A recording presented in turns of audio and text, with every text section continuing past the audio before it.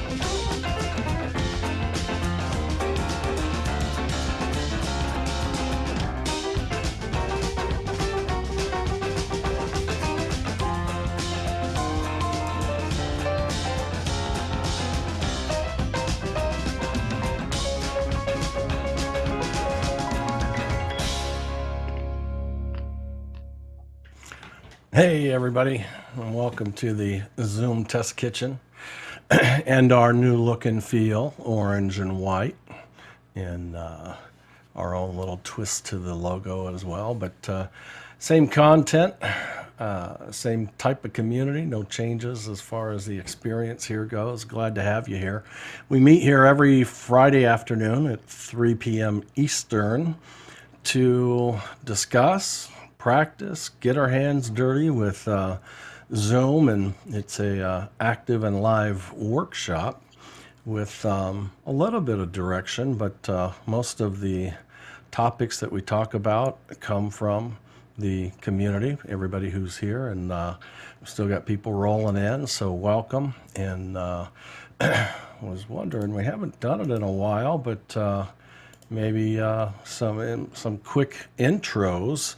I know I've got, I see several names that have logged in that not familiar with, and maybe it'd be a quick time. If you want to participate in saying who you are and so forth, please, if you would, just turn your camera on, even if it's momentary, and all you can do is listen for most of the meeting. That's fine. But like I said, I'm Jeff Widgren. I'm out of technically Overland Park, Kansas, which is just a suburb about 20 minutes south of Kansas City, Missouri, although I'm on the Kansas side of things. And always glad to be here. I own a production company called Stream Sharks. We've been hosting the Zoom Test Kitchen for a year and a half strong now. I just needed to hang out with some people at a predictable location, at a predictable time, so I could test things in Zoom. That really was the genesis of the Zoom Test Kitchen, and where it came from is just having a few folks there. So, but boy, has it grown in the depth and so forth. I'll even say on kind of day one, a lot of people showed up, but we didn't know each other, and we got to know each other a little bit. But I think everybody was, I felt like I was in front of a classroom and everybody's waiting for me to start teaching. And I'm like, wow, I wasn't ready for that. But it's turned into a teach, but there's a lot of different teachers now. And so it's not a come listen to me type experience. Come in prepared. We hope anybody who's here now will come back again and again. But come with, some successes you had the week before, or challenges that you had, or something you read about and you'd like to put to a test. And so many of us here in the kitchen have tested and tested and tested.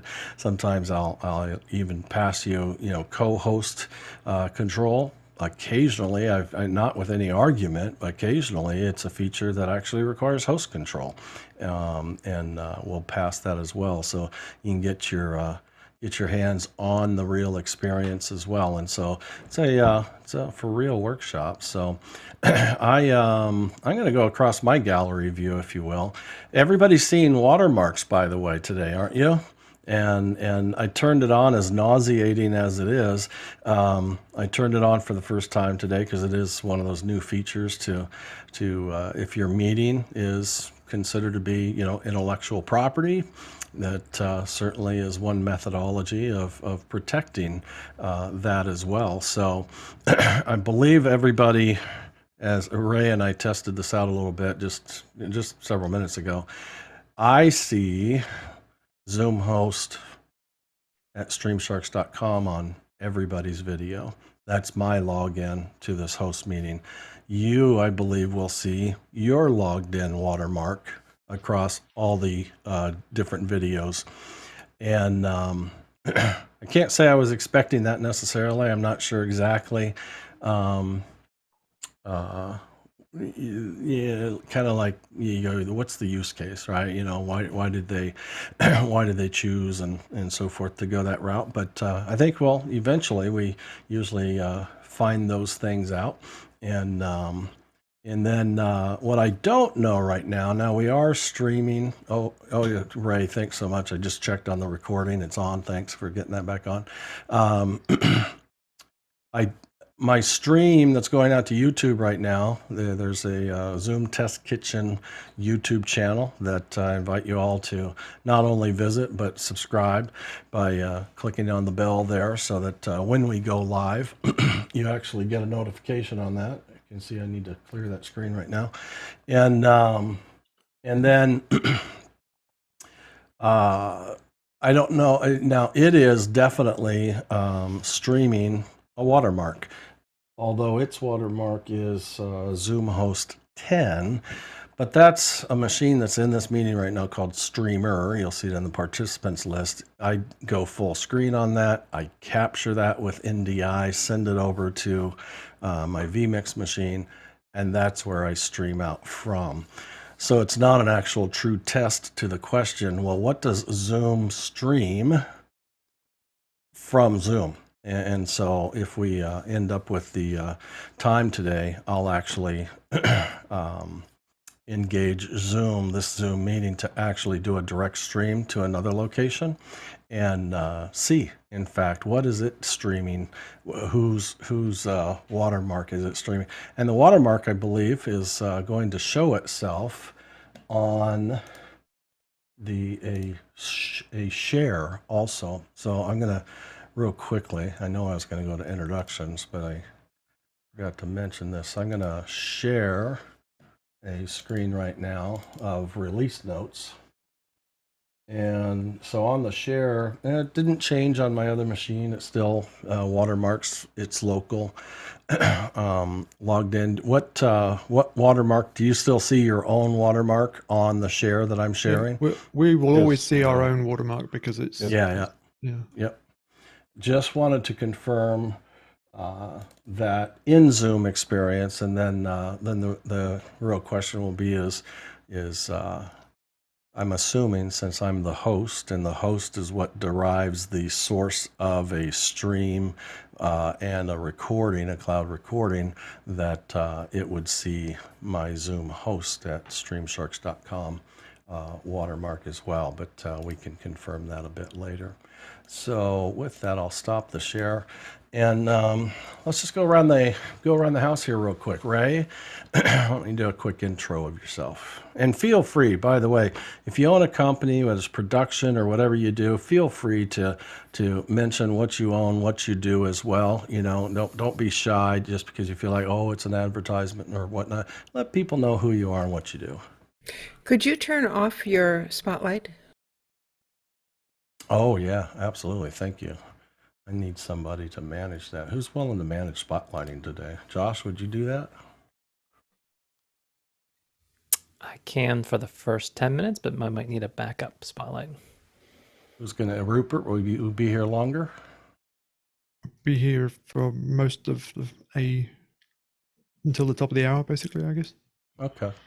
Rupert, I'll make you co-host, and if you can manage those spotlights and so forth, I'll take mine off for now, and we'll go from there. You just So want Ray, to spotlight if we're focusing on somebody? How do you want me to manage you that? can, active speaker, or you can spotlight, when it's appropriate. Got it. Just I forget about them if I'm doing it myself, and then I go to gallery view. Then I really forget about it because it's just a tiny little icon indicating it.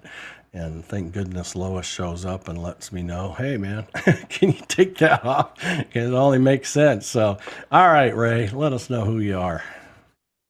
I live in Central Florida, about 40 miles north of a theme park most of you have heard of, Walt Disney World. I've been, for the last couple of years, I've been taking the role as a presentation coach, taking the skills that I worked with people in the corporate world for more than 30 years to this world that we're in. And it's been a good thing, dealing with it from my home. Very good. Thank you, sir. Koen? Yes, my name is Koen Willems.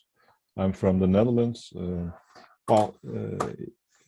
Audio video is not my real profession. I'm a city clerk over here, but well, this is kind of a exaggerated hobby for me. So that's why I'm always Friday hanging around over here. Thank you.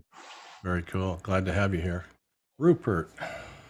Yeah, so I'm Rupert McRae. I'm in Dallas, in Texas, and I'm a freelance Zoom specialist. Basically, I help people with events, prep speakers, get people looking and sounding good, whether it's for their own Zoom presence or part of events. I work quite closely with Zoom and in Zoom Test Kitchen and a whole bunch of other places. So you may see my name pop up from time to time.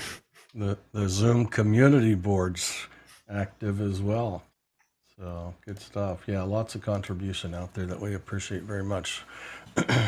Josh, I have next on my gallery.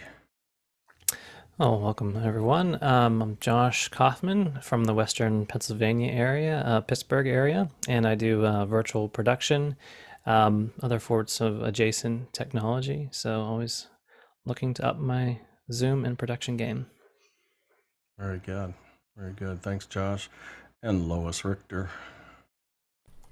Hello there. I'm Lois Richter. I'm from Davis, California. I got started with Zoom when the pandemic hit, and suddenly we had to, lots of our clubs in town had to do it. So I started learning it, teaching it, doing it. And now I have moved on to office hours and after hours. And I am pleased to tell you that we have a birding project over there.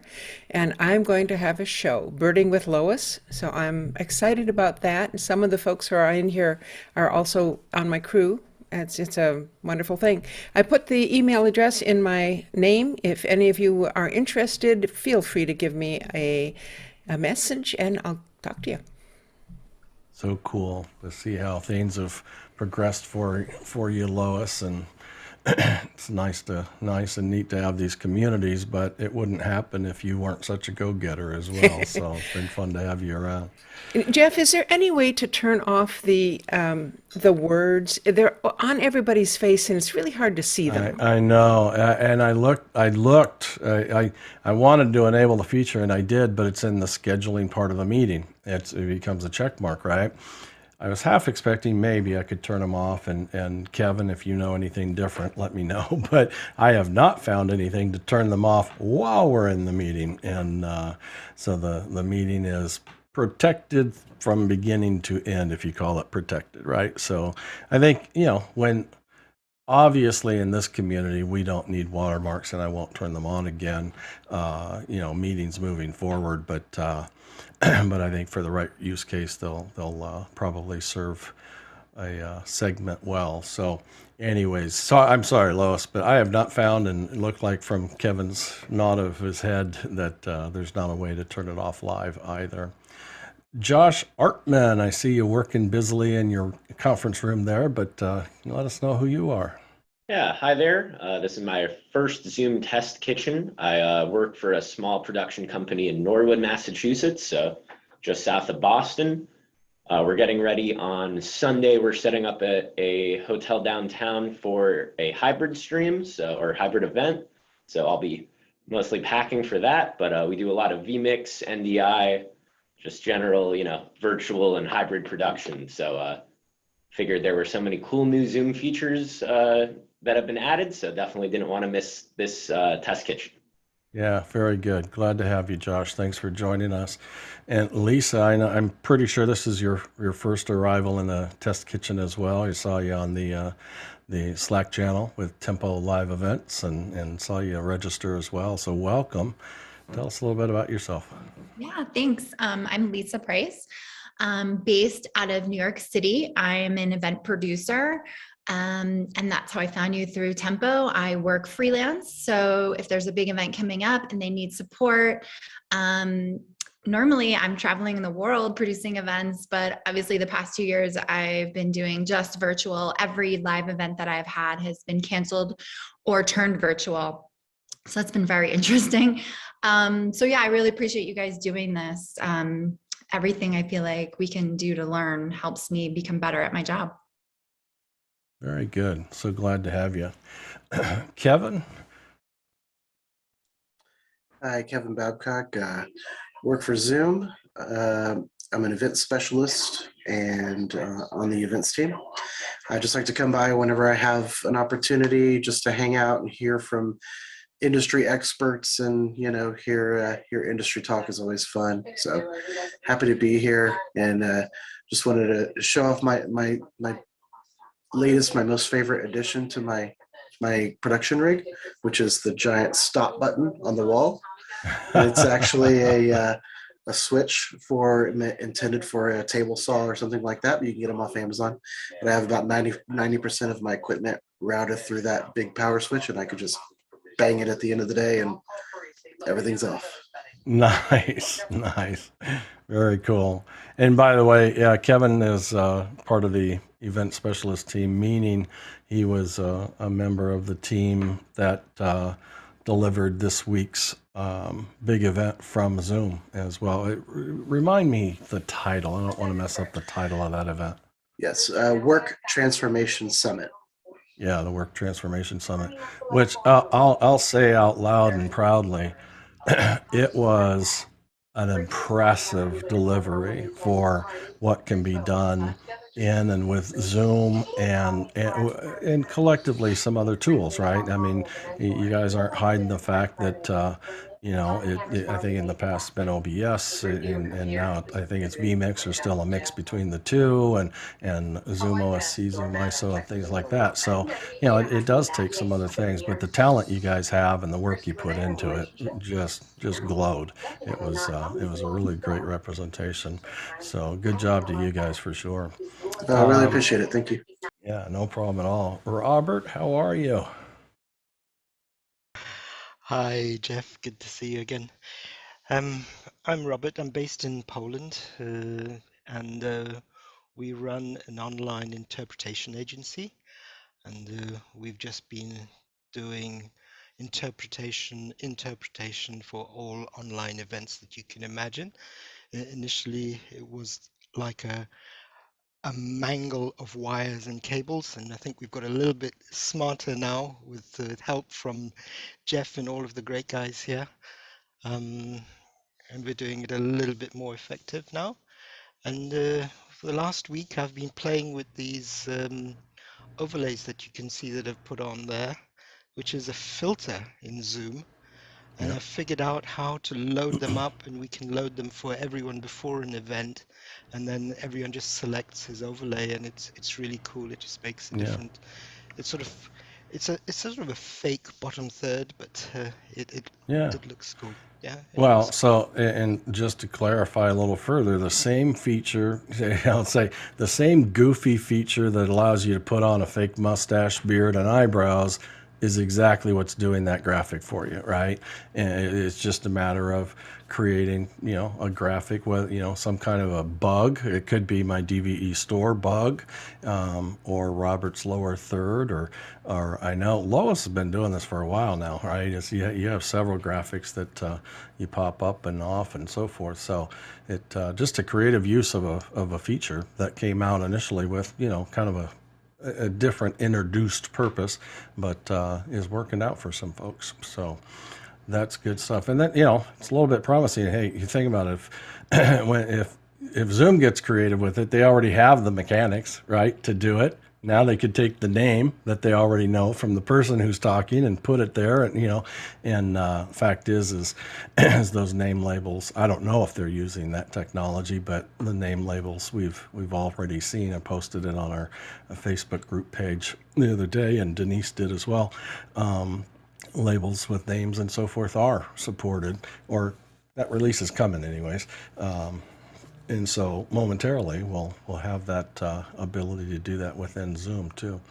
So I've got a few Jeff, left if I can here. just say thank you. I also attended the Zoom summit this week, and I was absolutely amazed. The quality jump forward in video is just undescribable. It's really brilliant, and there's nothing that compares with it on the market at the moment.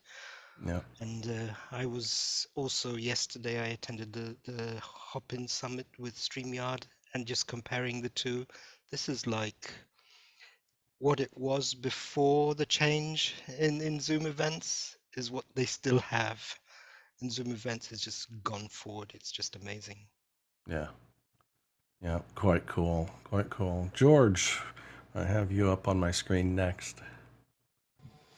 Oh, well, hello, everyone.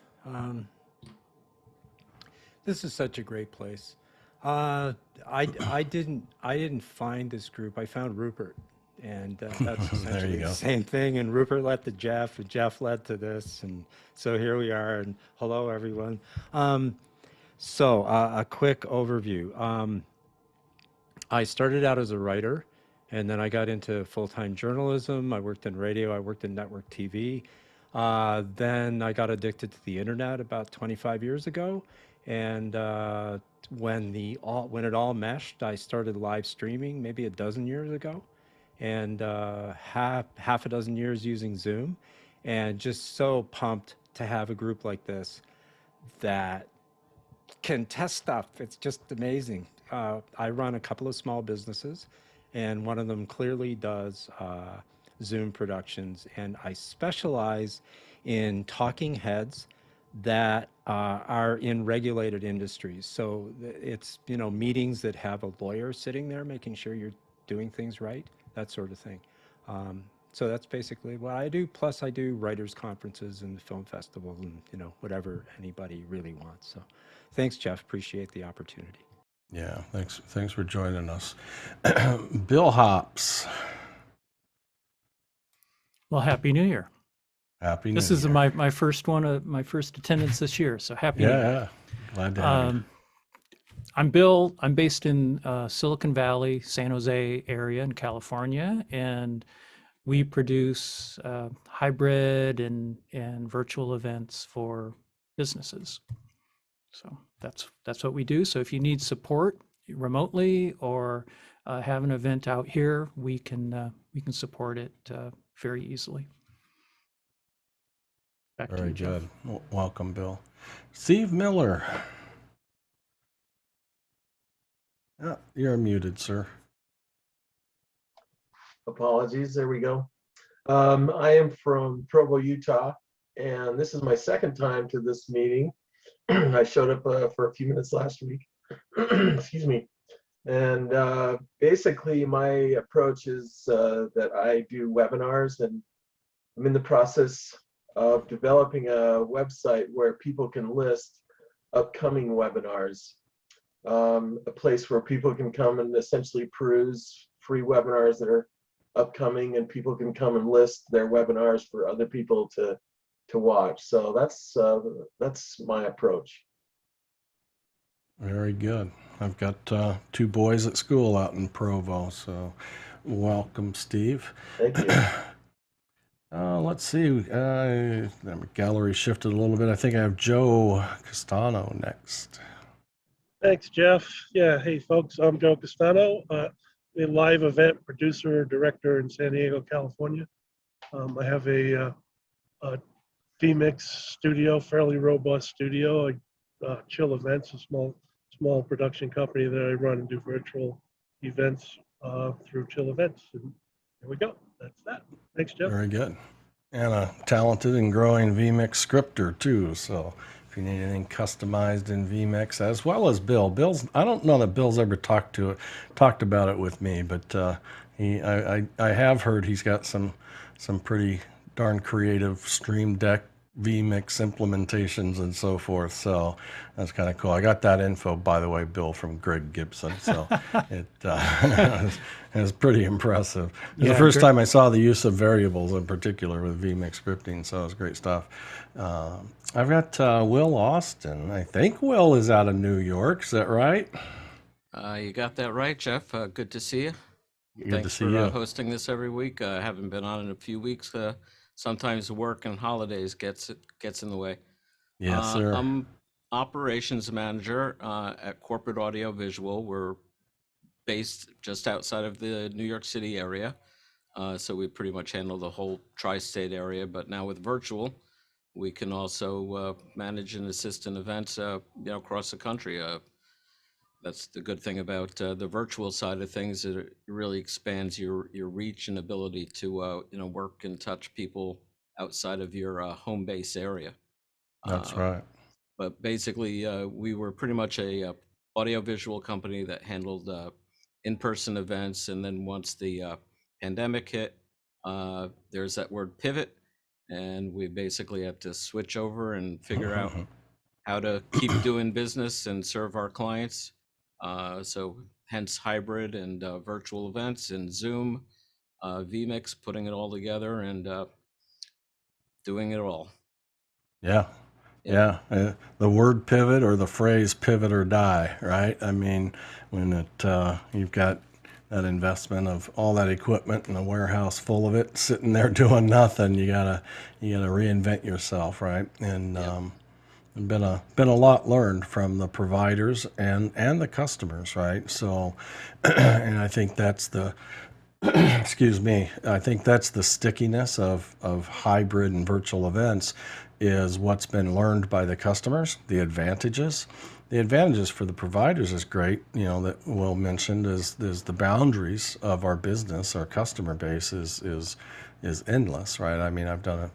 Next week, I'll be up starting my job at 2-3 a.m. in the morning because is for, you know, a large medical group out of the European market, and so it is catering to their hours, and it's not just their hours. Their hours are catering to other time zones that are at a great distance as well. So it's pretty fascinating, quite honestly. I mean, I know a lot of people in this industry, and I really only started focusing on, I'd been streaming for 10 years or so, but not professionally. It was for the church and so forth. But I know a lot of people that I've never met, right? You know, except right here. And it's just neat because I call many of them friends, and we would connect and have just a great time if and when we get the chance. And little by little, those opportunities are rising. So anyways, we've got some that are off camera. Real quick, let me just name some names real quick, Lois, and I'll come right to you. We've got Tim Peterson, who's tuned in, Andrew, Ken Pino, who's let me know he's there and listening, and is here often enough. Peter, Jesse, and Stacy Grow, who I work with often enough, Ronnie and Jeremy Horn. So I've got a good group today. Lois. Yes, looking in the chat, I find that Peter Dudka has written, and I quote, "Hello everyone, my name is Peter. I join from Toronto, Canada. I prepare and deliver a whole bunch of virtual classes over Zoom starting in March and decided to join the meeting today. I use an external monitor with no camera or microphone, so all I can do is type." So welcome, Peter. That works. Thank you, Peter. Yeah, so it's a great group, and it kind of a big day in the sense that, you know, it's our day that, you know, when we meet, and so it's when we get after looking at you know, some of these release notes. Sometimes it's really light in that area, sometimes it's heavy, and right now the release notes are pretty heavy, and some of them are pretty darn exciting as well. So it I will, we've got that, I've got that queued up. I sent out the link to those release notes in the formal invitation to the kitchen in hopes that some of you would take some time and take a look at some of those notes to highlight a few things that really caught your eye. And you know, as the Zoom Test Kitchen always operates, is versus getting to an agenda necessarily, is polling you. Who has any particular items or features that either stand out and are in the release notes, or or some features that you would like to see if we can either talk about, discuss, or even get our hands on today as well. I'll take those notes and see if we end up with enough time to make it happen as well. Anybody, you can raise your digital hand. George, your hand was just up, but it just went back down. But you raise a digital hand just so I can easily see you in the gallery with questions, or just unmute and ask away. I have a question about ISO audio capture. Yep.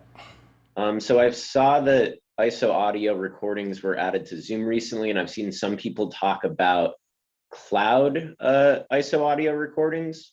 I've done just a little bit of testing the past few days. I can figure out how to get the ISO audio on local records, but haven't figured out cloud yet. Does anyone kind of know how that works? Yeah, so cloud has been, I was on the Zoom community boards, and there was a question about cloud records, cloud ISO audio records. My reply after, I mean, I thought I knew the answer, but I always, you know, you kind of always have to go verify because Zoom develops and releases so rapidly. I went and verified first that there wasn't any new options in the portal, and under the recording settings, and I'm going to pull it up right now too to make sure they haven't shown up already. But with that, there weren't any options still, which was nothing new. It didn't surprise me at all. So my reply was, yeah, isolated audio is limited to local records, and then the next person Can't remember his name without going and looking. But he was one of the champions on the board, which is commonly an employee as well of Zoom. He replied and said, yes, it's a new feature. You can now record audio ISOs up to 200 of them in the cloud. And I'm like, you got to be kidding me. Like, I just verified that it's not there. So I replied and said, I said, man, I love hearing what you said, but, all right, I verified that it's not there. Could this by chance be a request that has to be put in with support, right? Because there's some features that you have to call support to ask them to turn them on. And he went and verified. He went and verified because he thought, maybe, because, I'm an employee of Zoom, maybe I see an early release, this and that. And he verified that that was true, but it should be, without an absolute promise, should be in this next release and be available for us. So ISO cloud recordings in big numbers are, what day, Rupert? Yeah, recall the release date. I just looked. The next release, just in general, is I just had it. I'm sorry. January 24th, but since I last looked, they've now got a January 30 release, but that is just PWA. Okay. Yeah. So by the end of the month, I mean, it's already the 21st, right? So here it feels like in the next week or so, we should see this new ISO audio record in the cloud be made available. So we'll see how that goes. Every once in a while, they announce an exciting feature, such as video in the waiting room, which was months ago in the release notes, and it was released and then it was pulled. And then there's those features that they have in the release notes, but then the next set of release notes, they notate that it got held. And so they put a pause on it, which, I say hats off to them, right? Because, I mean, they've got to, they want to get it right, and most of the time they do. And then when they don't, they let everybody know that it'll take a little bit of time, but then they get it out there too. So, Robert? What does 200 audio channels in ISO in the cloud actually mean? What is that? Yeah, it's not necessarily my use case either, like in my work world, but maybe somebody can help us understand the usage and the value of that as well in your workflows. I mean, it would be it's isolated tracks per participant, right? So you get one audio recording per participant, which means you can put the entire thing through post-production and mix your audio any way you want, which if you've got a noisy meeting, and let's face it, lots of them are, you've got noises and people talking over each other, you can remix that stuff all after the fact. And I'm hoping, or assuming, I haven't seen the notes myself, but when they introduced the isolated recording feature in the client sometime last year, local, at first the recordings weren't synchronized. The recording for each participant would start the moment each participant first spoke. So you'd have all these offset audio tracks. And they also included the blank space between their speaking once it started, didn't they? Or do they still? I don't remember. I thought, I always assumed it would include the dead space, but at least since then, they aligned all the start times, so they all synchronize. They all start at the same point. So and that's local. So I'm assuming that at least the same thing will apply in the cloud. But the local limit isn't the local limit like fewer? Isn't it 50 or 80 or something like that? Participants feeds 50. I thought. I was thinking 20 maybe, but maybe I don't know that real strongly. I'd at least expect to get the same amount of channels that I could get in gallery view, but that may not be true. Does it know that record? Taking a look. Record separate audio.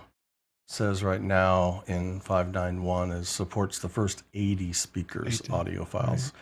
And yeah. And while we're on the subject of audio recordings, and since we've got the watermark in the video, there's also I don't know if they call it watermark in the audio or there's some kind of security marking they can also do in the audio. That's a little bit more covert. It's actually an The inaudible frequency that humans don't right. hear. It's an inaudible tone, yeah, which is just an interesting implementation, but just worth mentioning perhaps. Yeah, they're building some nice things into the tools, I think, for the watermarks here, the inaudible tones to help you protect your intellectual property. Tracking pixels. They have tracking pixels that can be provided so that you know how that registration and individual tracks out and so forth, and gain reports. So that helps well. Robert? So, and just finishing off on this audio, that sounds really interesting because one of the challenges we've had with the interpretation on Zoom is that when we want to record the interpretation channels, we actually have to have a dedicated laptop, dedicated client with that language channel selected and record locally. Now, we tested Zoom Rooms, and we bought a massive licenses and we put that into the cloud. But it turned out really expensive because you got to pay that $40 per Zoom room per month just for the ability to record a channel. So when we typically have 12 channels, that starts becoming quite pricey. So this is looking interesting. I'm really going to look at that and see if that individual channel that we can record is actually one of the interpreter channels, because that I don't know. Yeah, because it is a different audio channel than the original language, if you will, the base language of the meeting itself. So that will be very interesting to see if they've just done that out of the gate, or if it's kind of phase 2, if you will.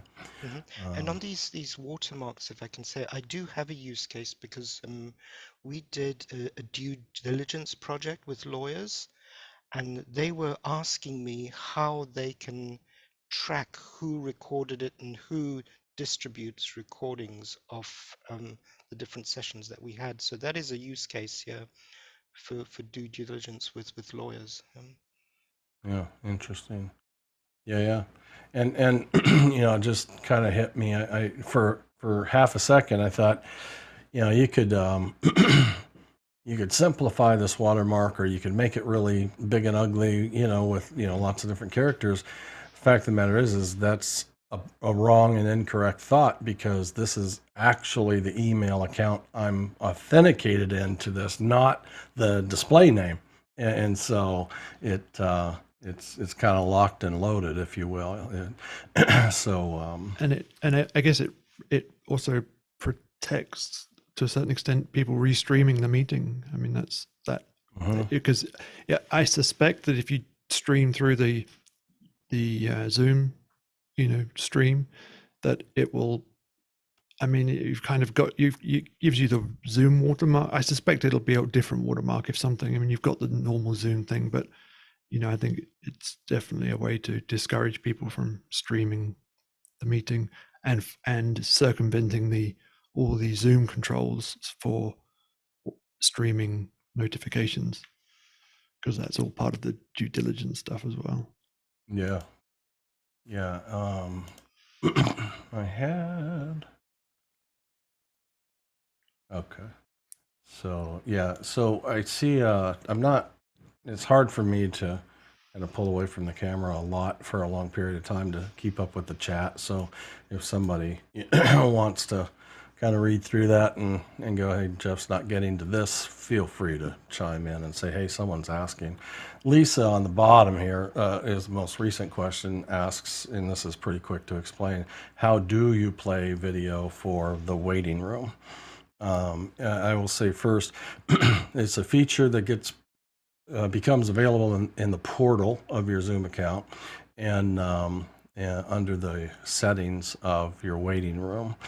And with that, on this account, which is an enterprise account that is given to us by the DVE store, so that we have an HD experience and we can kind of lead the way and show people. There's a lot of people actually under the impression video just sucks inside of Zoom, which is not at all true. I mean, can it? Sure, anything can, right? I mean, anything that you're not using the most of, but the account here is a full 1080 HD account. Therefore, if I or you have the equipment, the camera and so forth, the ability to send and provide 1080, then Zoom's servers knows it can request that from you when there's somebody in the meeting that actually needs you in 1080.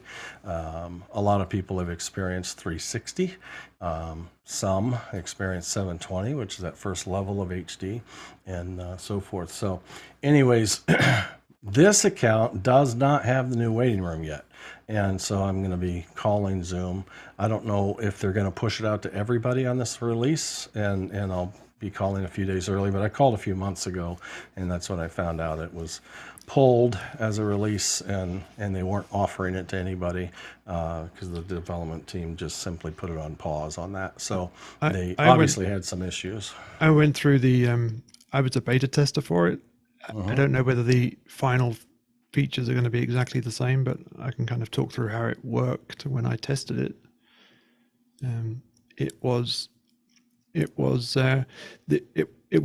under the customized waiting room options, like at a user account level, and it was in the place where you would go to typically like add your company logo to your waiting room.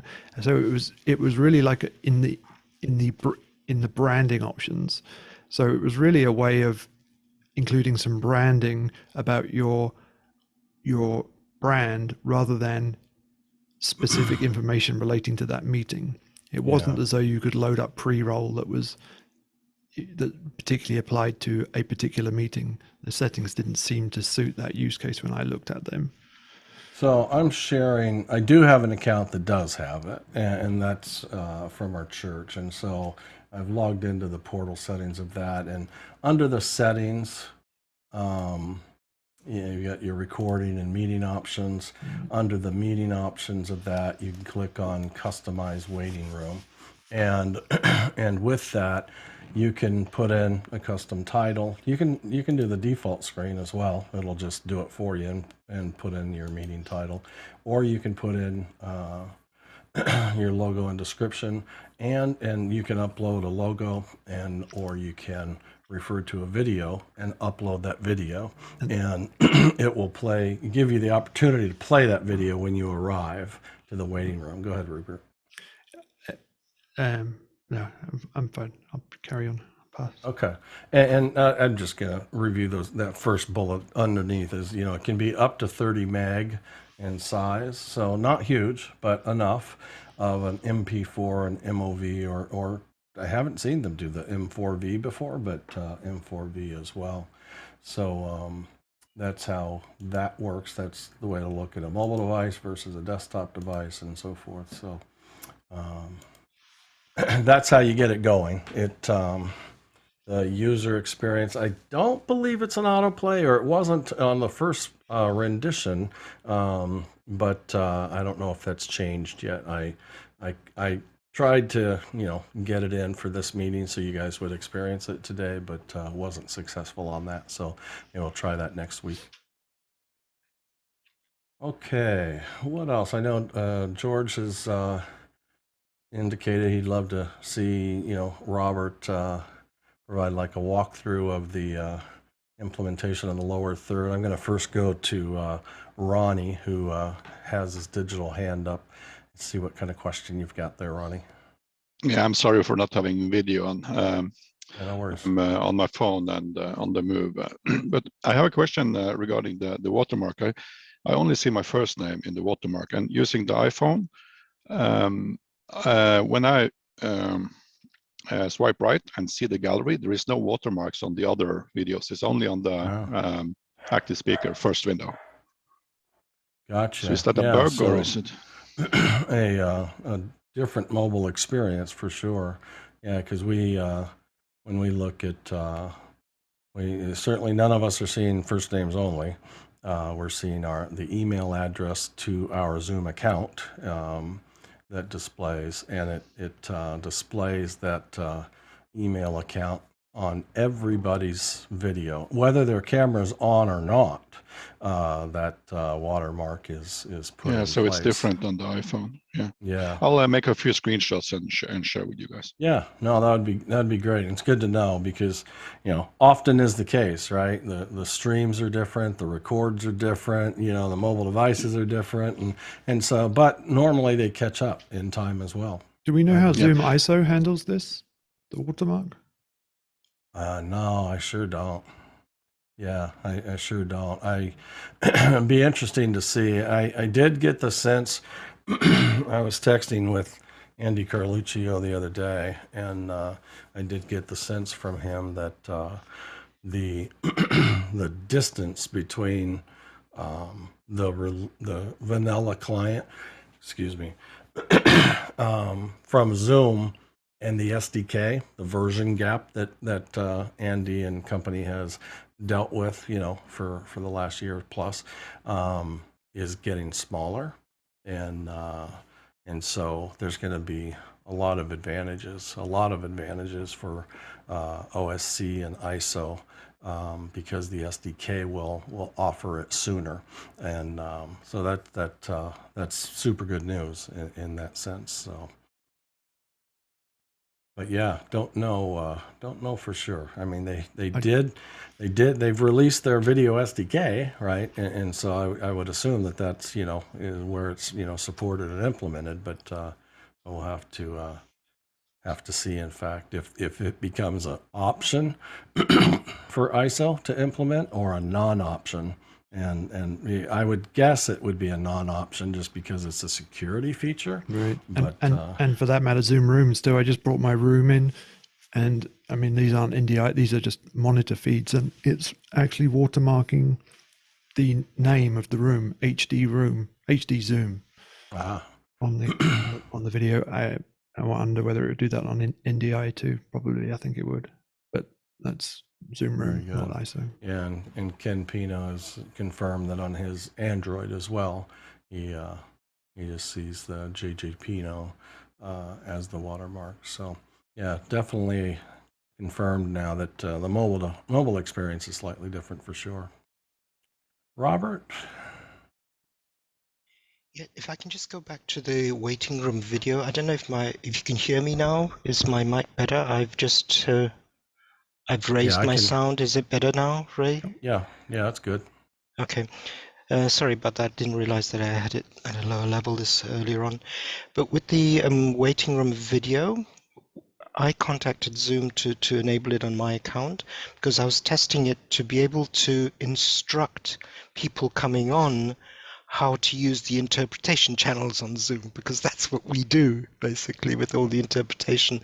And instead of having to stick up a slide at the beginning of the meeting and instructing everyone, we thought of the video because it's much better, because as soon as someone comes in, even if they're coming in late, they get to see the video before we let them in. While if you stick up a slide at the beginning of the meeting, then the latecomers always say, how do I get the interpretation? Except you don't know how long you have to leave them in the waiting room to see the video. If it doesn't autoplay, and maybe it does now, but even so, how do you know when to admit them to when they finished watching the video? Yeah. So if you have someone managing your waiting room and they're really quick about letting people in, I think that's Robert's point.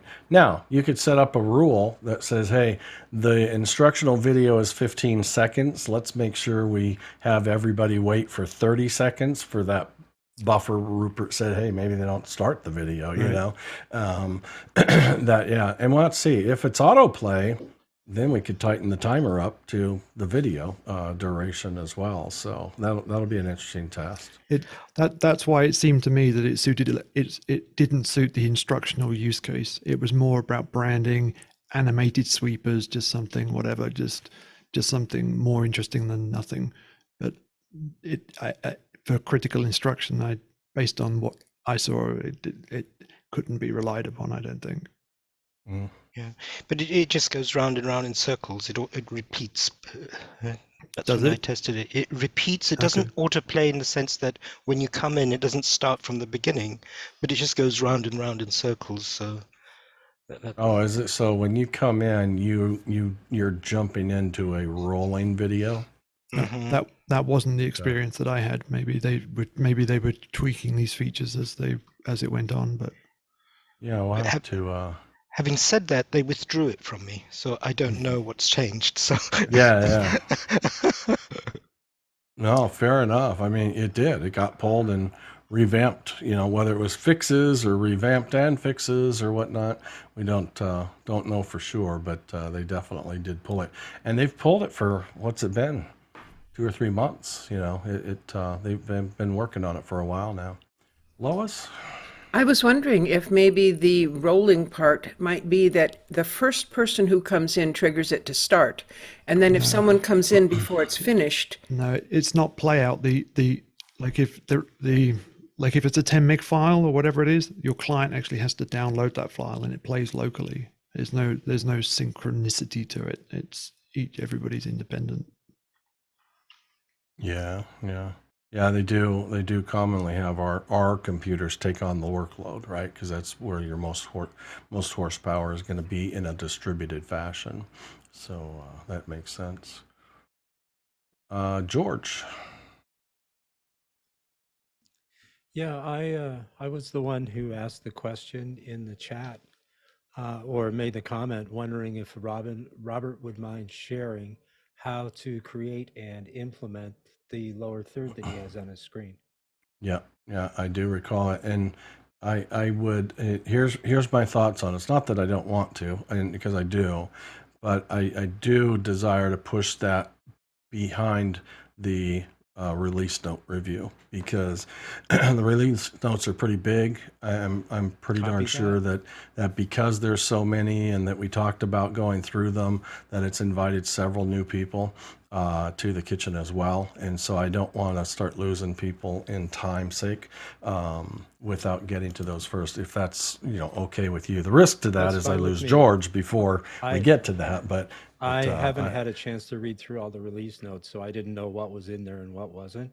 But when Robert mentioned it, it just really piqued my attention, and I think a couple other people. No, I think it's a great exercise, and I mean it's a great part of the workshop part of the Zoom Test Kitchen for sure. But I will say let's go ahead and bring up. So today's the 21st, and so let me share my screen here, and can you see that? Should probably bump that up a little bit. Everybody know, by the way, I just did it again, is if you mouse click inside your chat window and you do a control plus or control minus or command plus, command minus, it makes the font, the text bigger or smaller. It's not super obvious, but it does it. And so if you have a hard time reading the chat, or if you make chat a floating window and make it much bigger, you can make the text larger and smaller really quickly. And I was going to do it for my browser, but didn't realize I didn't click into the browser for focus. So just a quick side note. Okay, so you don't have to remember the URL as much as just Google Zoom release notes at any given time, and when you do that, you end up with just this first, support.zoom, and it kind of takes you into something, Zoom releases by date.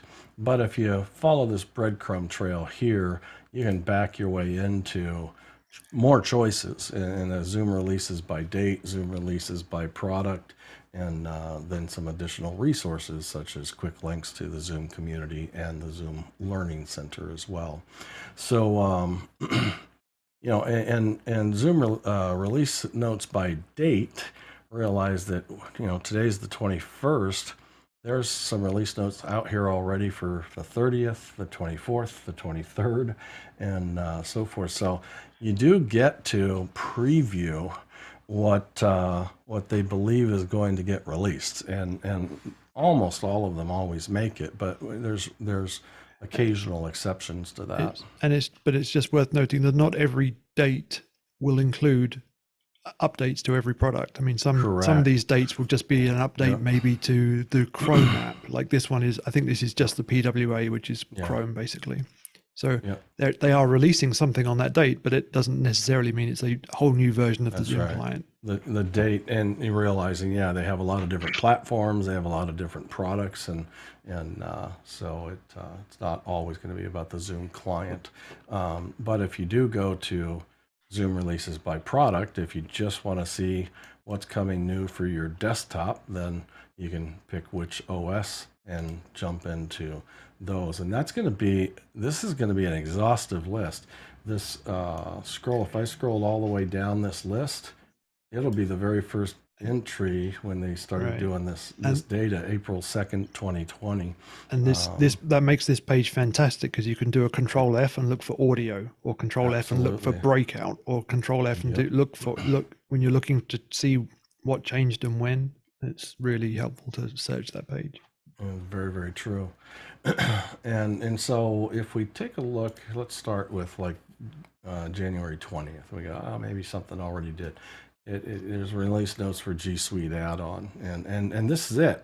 It's just one resolved issue with recurring event exception. So we're going to move our way up to the 23rd, which is 2 days away, and you'll see that this is a pretty rich release note document. Right. Go ahead, Rupert. Yeah, no, I was just agreeing with you. It's a big one. It is a big one, yeah. And so with this, I always think of Robert when I see the language interpretation feature. So account owners and admins can enable the language interpretation feature by default when scheduling Zoom meetings. Previously, in a Zoom meeting, the language interpretation was always turned off, and you had to enable it. And I think it makes a lot of sense, right, Robert? Because, us in the U.S., we occasionally deal with language interpretation. Fact of the matter is, Robert really introduced me to how common it is in the European and other markets outside the U.S. Almost every meeting has interpretation, right? And next week's events that I'm working on will be supporting 4 languages, but the company is based, the audience is based in the European market and beyond, and they'll have 4 languages that will support, and so it's way more popular than me sitting here in Kansas realizes until I get my hands on work. I really, sometimes in the U.S., but especially outside the country, when there's multiple languages. Robert just spoiled us. When was that that event when Sam from Zoom came and visited us? And it was actually Joe, yeah. Oh, was it the Joe meeting? Yeah, it was. Yeah. It was when Joey Meehan for Zoom events, and Robert really debuted to all of us, his services. But he had you made an investment. I know you made a financial investment to make it happen. But we had how many? 7 different interpretive languages. 6 plus English. Yeah. So, and it was great. They were, he took care of the streaming of it, to their own platforms and so forth. But, now I get to look at myself. I had never done it before, and I didn't do it for months later. I didn't even think about it, Robert. I've shown my family me hosting the Zoom Test Kitchen and speaking Russian. I'm like, what? That's a bizarre experience. And it was really, really quite cool. And the work that Robert and his team go through to prepare for those is pretty extensive, but it's good stuff. I think, Robert, you were going to say something. Yeah, the reason they switch this by default on is that very often you could start a meeting and suddenly someone would come on that required interpretation, and you couldn't switch it on within the meeting itself. That's right. That's right. If you hadn't scheduled it. Yeah. So yeah. I got into the habit, not that I had to leverage it very often, but I would just enable it. But when you enable it, you have to assign somebody to at least one language.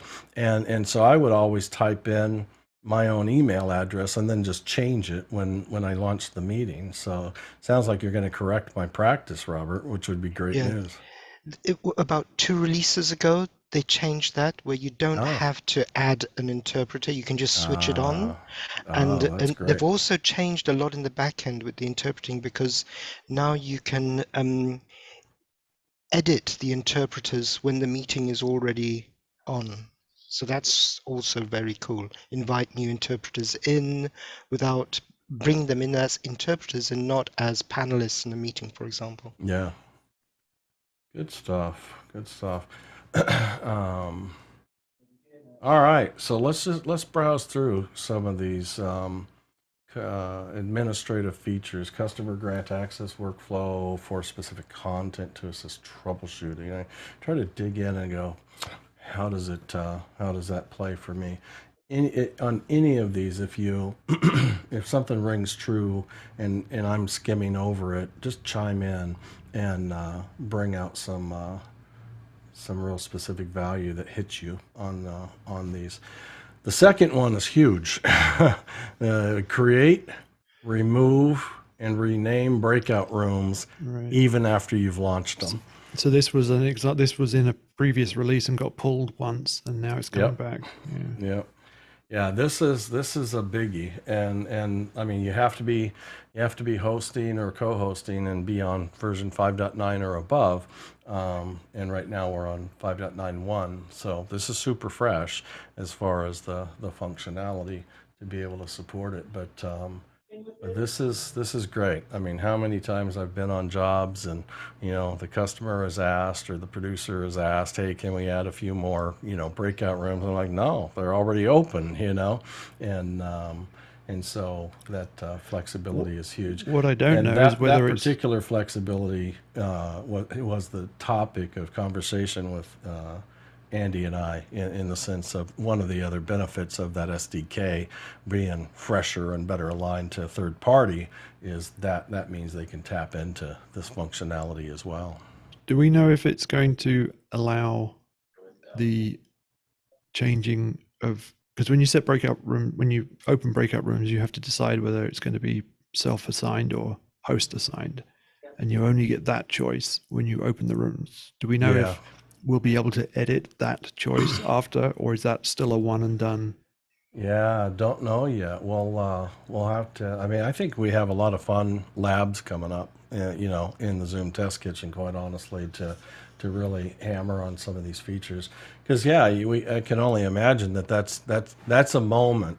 You add another room, that moment's behind you, not ahead of you, and you wouldn't want to move everybody around just because of that either. But maybe it gives you an option. Maybe it says, would you like to automatically redistribute or whatnot? But that's a big one.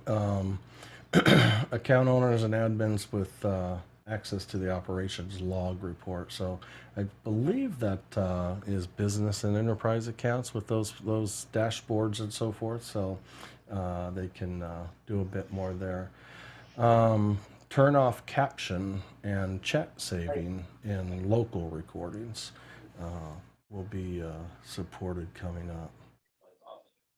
Email notifications for compromised accounts. I think this is pretty important as well. I don't necessarily know exactly what they consider a compromised account, right?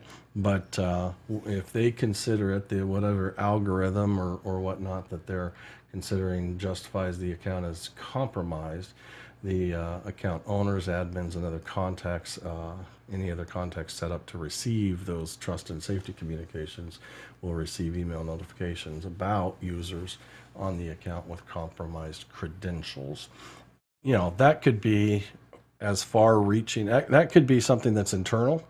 For some reason, there's an internal, you know, either recognition or incident or whatnot, or it could be external, where there's a data breach at another, you know, company throughout the world, and their email address that is being used for the Zoom account or whatnot is also, it was one that got pulled out of that that data breach as well, and because those reports are out there, and we get those notifications as well. So it may go that far.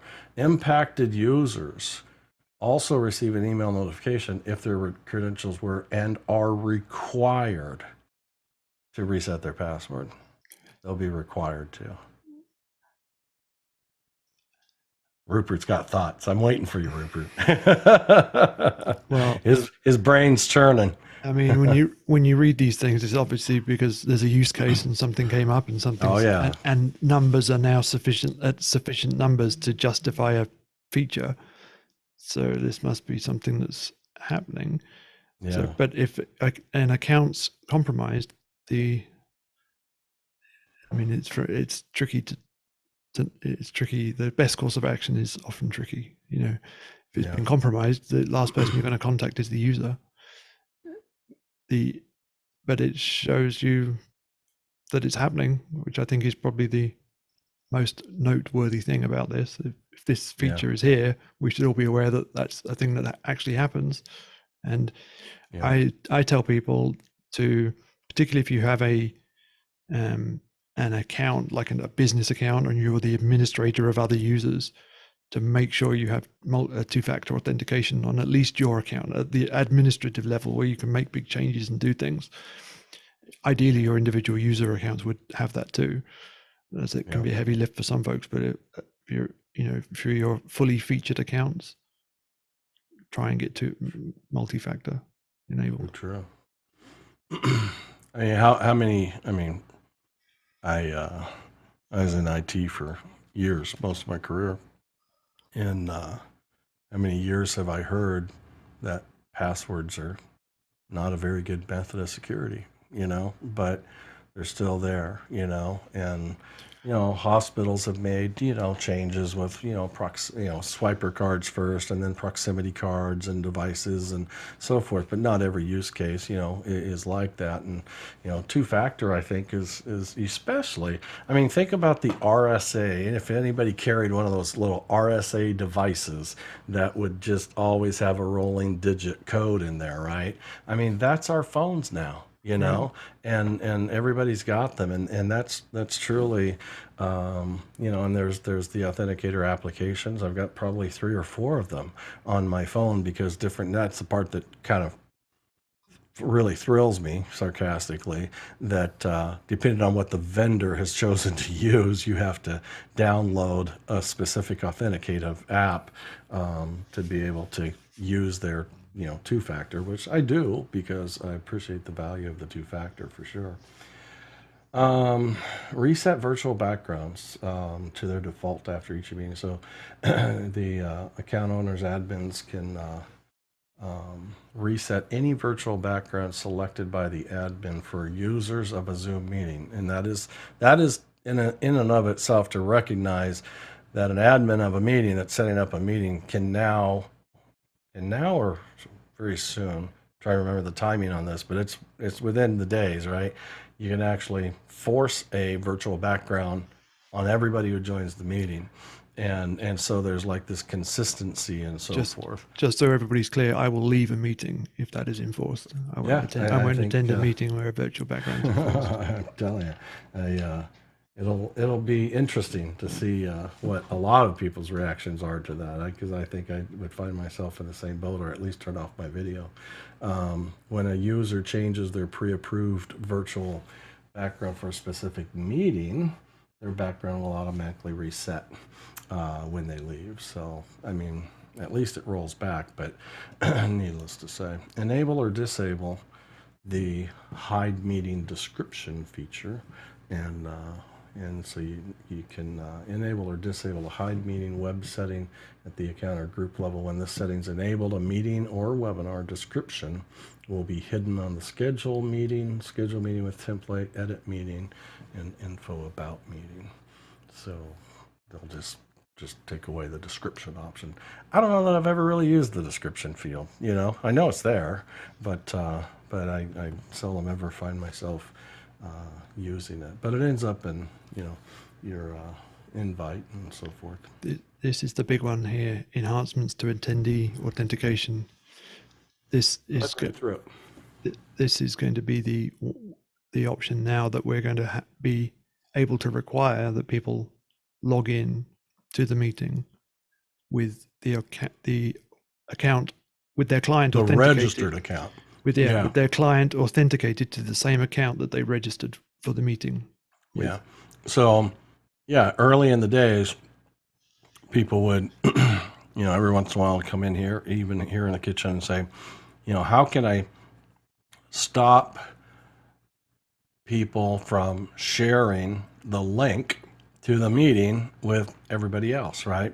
Like publicly posting it or sending it to their friends and family or whatnot. And the answer was you can't. They might come in and you might have 5 Rupert McRae's because Rupert was the one who shared his registered link, but there was nothing to stop them from actually using it. You could make it uncomfortable, and you could further define that an individual could only come into the meeting on a single device, and then Rupert would get bumped off and the next person comes on and so forth. But that still wasn't like the full solution.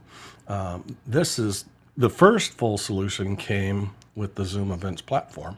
The Zoom Events platform that everybody has kind of screamed, kicked, and yelled was actually the answer to that initial request, is being able to limit a registration link to a single person. Zoom Events platform had to have that because it's got a paywall. Whether it's a free ticket or a paid for ticket, it's got a paywall in front of it, and with that they needed to be able to protect that. So now that they've done that and got all that logic together, now they've brought it over here to where when someone registers, so when you register for the Zoom Test Kitchen, you must arrive on the day of the Zoom Test Kitchen under the same Zoom account in which you registered for the Zoom Test Kitchen with. That's really how it translates at the end of the day. Anything else on that, Rupert? No, I think that's particularly useful for like people who have a Zoom account at work and maybe one at home, and they're logging in from home and logging in from work and all this stuff and back and forth. Just make sure they're logged into the right account at the right time. Trying to see what this next one is. Additional features added for follow the user in meeting policy. I'm not familiar enough with this one. The restriction of the following features were non-verbal feedback and meeting reactions. All right, user features. So it is. They didn't put a number here. They record separate audio files for participants in cloud, and is this page, Jeff, the features for the client? This is the release notes for the. For web. It's for web. Yeah. Oh, no. Okay, yeah. It's fine. This is for web, right? Yeah. And so, but in the community.zoom.com, where I was in that thread, the individual who posted the reply and confirmed it said it would be good for up to 200 ISOs. So although they don't list that here, they did publish that. And so I don't think I'm telling any secrets when I'm in the community, the Zoom community. I make it perfectly clear. I'm Jeff Whitgren at Zoom Test Kitchen, so they know that if they're going to share data out there, one, they're doing it to the world. It's their community. Let alone I'll probably talk about it if it's exciting enough in the Zoom Test Kitchen as well. enhancements to the webinar Q&A report. There are several enhancements, and they don't talk about them, but I'm really interested in seeing them. And are there better stats and so forth? So I'm super interested in that. And can't wait one day for some report enhancements, and they'll come. We had a few weeks ago, we spent time, Rupert, you led it, in the test kitchen was the advanced polls and quizzes, and it's great. I think there's a lot of power functionality and makes it more engaging in the whole bit. Any poll question you can turn into a quiz quite easily. But when you report on them, if you actually wanted it to be a test that qualified people, you, the host admin, you can't find that out. There's no way to actually get a report that gives you a list of who had the right and wrong answers and so forth. So I think that there's gonna, probably been, I hope there's been plenty of feedback about that it can become more useful at the end of the day, because there's got to be a ton of meetings out there that are required for compliance, and they have to prove, one, they were there, two, that they passed, this exam. And that's one reason for the authentication, because you can't build a report showing that somebody passed something unless you're absolutely sure that's who that was. Yeah. You need absolutely. to. So I can see that's another driver to get this authentication thing nailed down, because if you're going to pull reports on people like that, you need to be sure. Yeah. So let's see, attendee, enhancement to the attendee authentication for registered. And how is this different? Validated against, attempting to join their meeting or webinar, validated against the registration list. Users must sign in. But how is that different than what we saw before? I think they're just saying it again. I've seen them do that before. and credentials are listed here again. Customized waiting room, and waiting room with video, virtual background defaulting.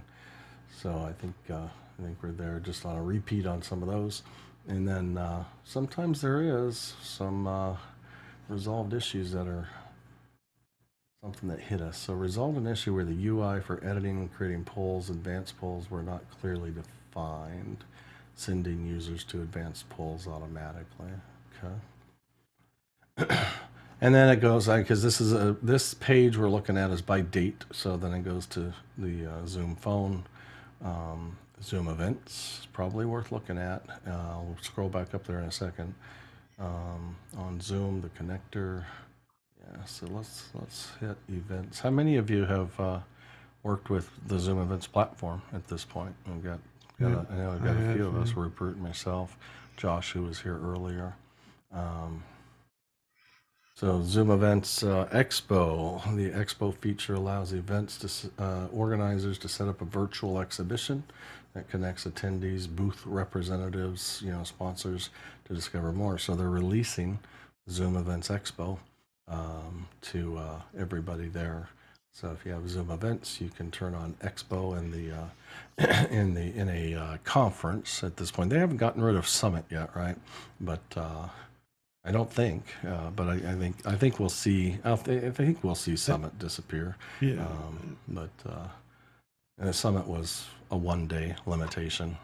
No overlapping sessions, one day limitation. Where conference, you can have up to 5 days. They don't have to be back to back either, but 5 days with overlapping. What's the maximum overlapping simultaneous sessions that can run? Oh, was it 13 or something like that? I thought it was in the teens as well. I think the maximum was based on the maximum they'd tried. Yeah. That's what's been validated. Right. Maybe, I don't know. The expo is interesting. They're releasing it now because there was a small expo included as part of the event they had this week, the Transformation Summit. Wasn't a whole lot going on in there, but they put it together. So I guess maybe that was just another successful test under the belt. So going forward to release.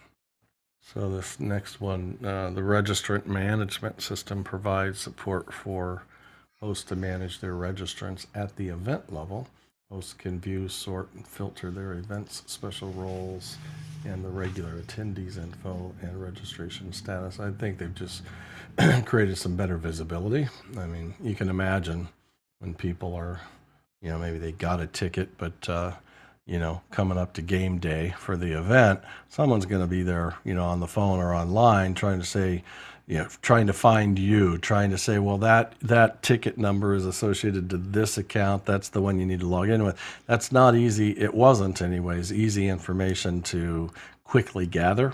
And I would guess by this is that it is becoming maybe a quicker method of getting that all started and found and so forth. Payment and billing, now they now have partial refund capability to support the flexibility of canceling events and refunding tickets.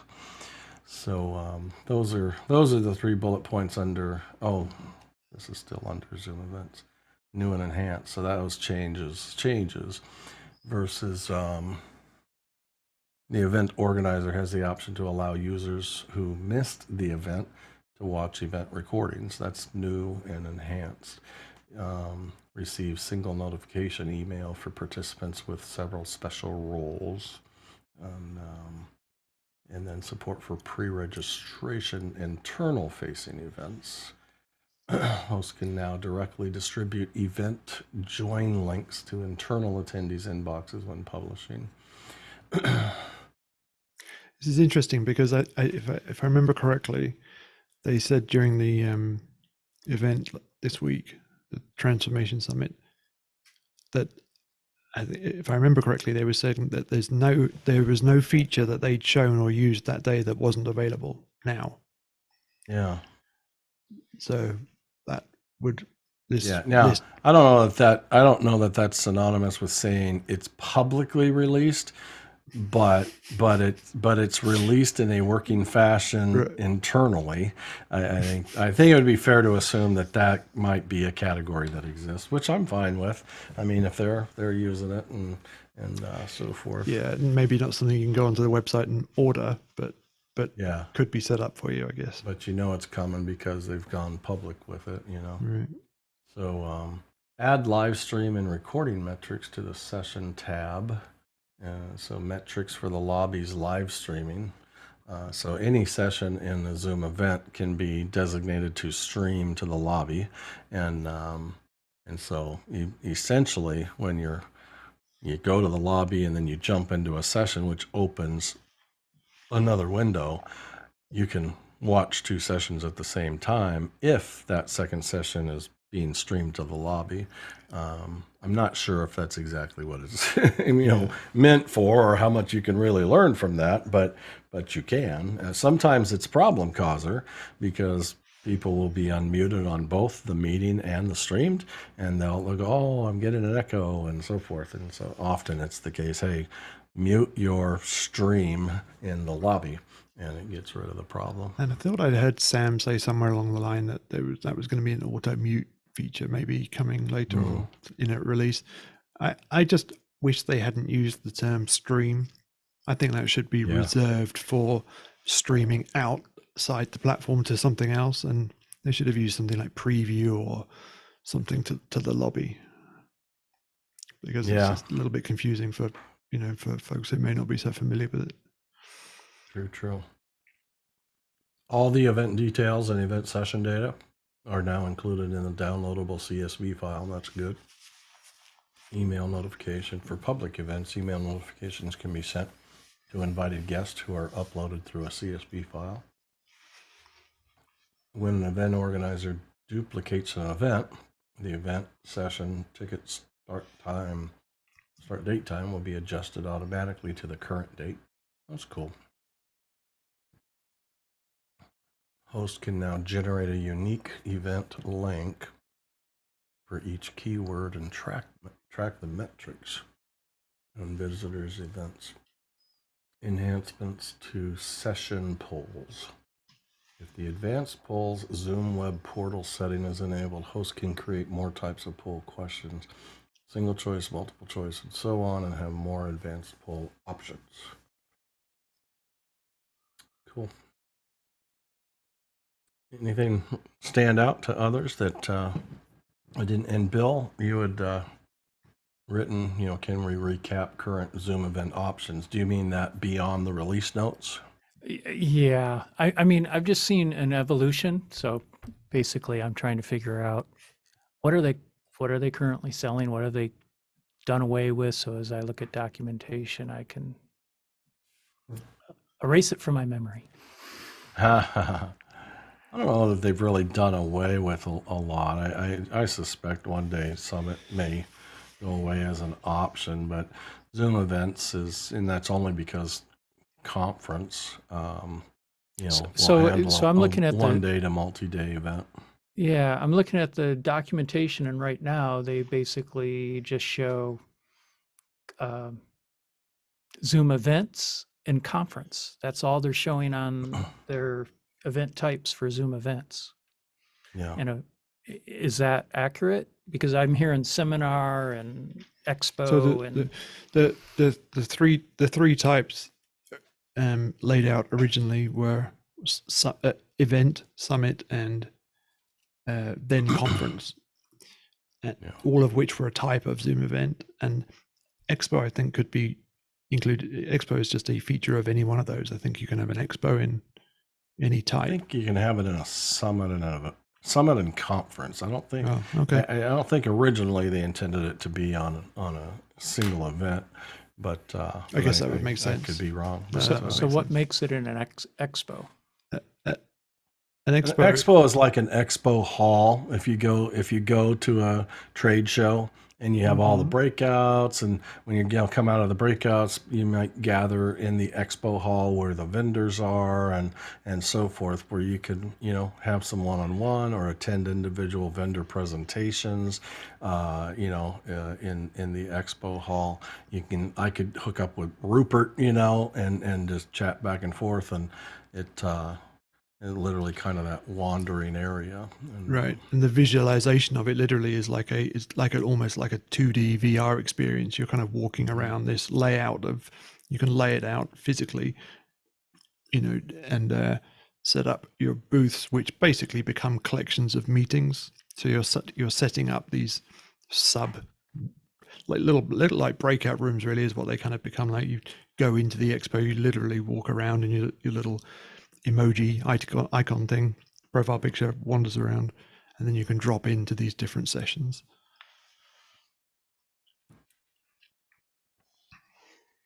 Yeah, good stuff there. So yeah, and Zoom event, which was like one session, was, I think I describe it as, it was basically on Zoom, which a lot of people never became really very familiar with. But on Zoom would be a single event with a paywall. That was their kind of first rollout of a paywall type event. But they promote it too. They, you can go to onzoom.com and see different events. There are some that are featured and so forth. And so much like a YouTube, initial experience, you just see a lot of different things to choose from. You can search category, things like that. Zoom events does not do that. Zoom events is a mechanical solution, if you will. It has nothing to do with Zoom socializing it or making it publicly available or anything like that. That's all up to you. But yet it still has a paywall, and it has a better paywall than OnZoom. OnZoom technically is still in beta. Zoom events is not. Their paywall features are, I don't know if they're locked in together these days, but Zoom events has two different vendors that it uses for that, and it has found its way approved in many different countries, many more different countries throughout the world than OnZoom ever obtained as well. So you're right, the OnZoom did have this directory thing which you could browse through and go through different categories, but the Zoom events URLs are still crawled by Google. Like you can site search events like this and find all the stuff that people have organized. Yeah. If it's a public hub or public event, because you can create them and define them public or private. So if anybody's curious, who's hosting what on Zoom events, it's all here. Yeah. But if you go to on Zoom, they've brought that all together, right? Right. And they actually give you like thumbnails of, you know, the event for maybe branding and so forth as well. So a little bit different, but Zoom events is, you know, I think it will become, you know, a very popular. They've aligned, I think initially, if I bought my way into Zoom events at, let's say, 1,000 attendees, whatever webinars I needed for that to support that, each webinar could support up to 1,000. That was all just kind of all there and all inclusive, but meetings was not. Meetings was tied to what your meeting license, current meeting licenses had. So if you had meeting licenses for 500, you would be limited to 500 if you created an event that went to some meetings and other sessions that were webinars. But now I believe, if I understand it correctly, meetings are aligned with the events licensing as well to get rid of that confusion. I interpreted it as like the size of your events license determines basically how many tickets you can sell. And then you can slice that up between as many webinars and meetings as you want, up to the concurrent limitations. But that's my understanding. I was going to say, do I need individual meeting and webinar licenses, or no? Not any longer. Right. No, you never needed individual webinar, but you did need to kind of square up your meetings to it. Now you don't have to do that either. You just buy your volume for Zoom events, and you can make meetings or webinars out of those sessions. And so just to recap, the size of my Zoom event license will determine how many concurrent or how many tickets I can sell for the entire event. And then that would cap any individual session, whether it be meeting or webinar, to that ticket amount. Yeah, they could come in. Yeah, they could come in at 3 o'clock, and there's 3 simultaneous sessions, and 1,000 people come in. They can either distribute amongst the 3, still the same 1,000 people, or they could all end up in one, and they would still be hosted successfully because the capacity is there. Then the Zoom events size is the number of tickets I can sell. It has nothing to do with how many people actually show up. That's a good point, because I guess that is the case. I know with plain old webinar, you can have as many registrations as you want, or you can set that limit to whatever you want. You can limit it to your license, but most of us want to oversell because there's a definite no-show rate, right? I don't know. I haven't thought about that in the Zoom events world. On can we oversell? I think the answer would be no. You can't take people's money if you can't host them. But if it's a free event. If it's a free event, that would be different for sure. Yeah.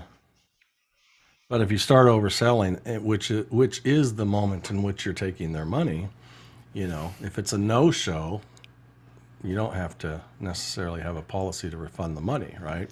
And so you would be encouraged, because it's a paid for experience. You'd go, oh well, let's get a 500 add-on, right? So that you can sell more tickets. But like these no-shows and whatever, that's why they're having to develop these partial refunds. Well, I tried to show up and I couldn't log in. We'll refund half your money, whatever. Yeah. All those edge cases, Oh yeah, absolutely. Yeah. Very good. Well, those are the release notes. A lot of exciting things coming. I'm constantly amazed, and I primarily pay attention to, mobile and computers, the client and the cloud. And there's a lot of other products that they are, continuing to develop as well. Last week we showed it. Let's see if I can quickly pull it up.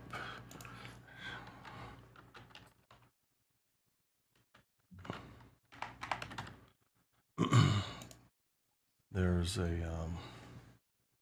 Facebook group out there that Denise hosts for Zoom events, Zoom event professionals. You're welcome to join that group, and it's a growing effort. They meet every week, almost every week. She's had to postpone one, I think, but down here you can sign up for the Zoom events experience to actually end up in a Zoom event and ask questions and so forth. But she had posted this image as well, and we looked at this last week as well, but wanted to show it in the sense that this is a webinar, and everything you see here is Zoom only, no vMix, no OBS, and from the backsplash image that is definable by the host admin, the virtual background that is delivered and automated out to all attendees, and then the labels here of their name and in this case titles as well. So there's definitely some things on their way. This has got to be in the release notes here pretty quick. I didn't see them. I may not have been looking in all the right places or whatnot, but there's that. The other exciting one is for webinar as well is Backstage.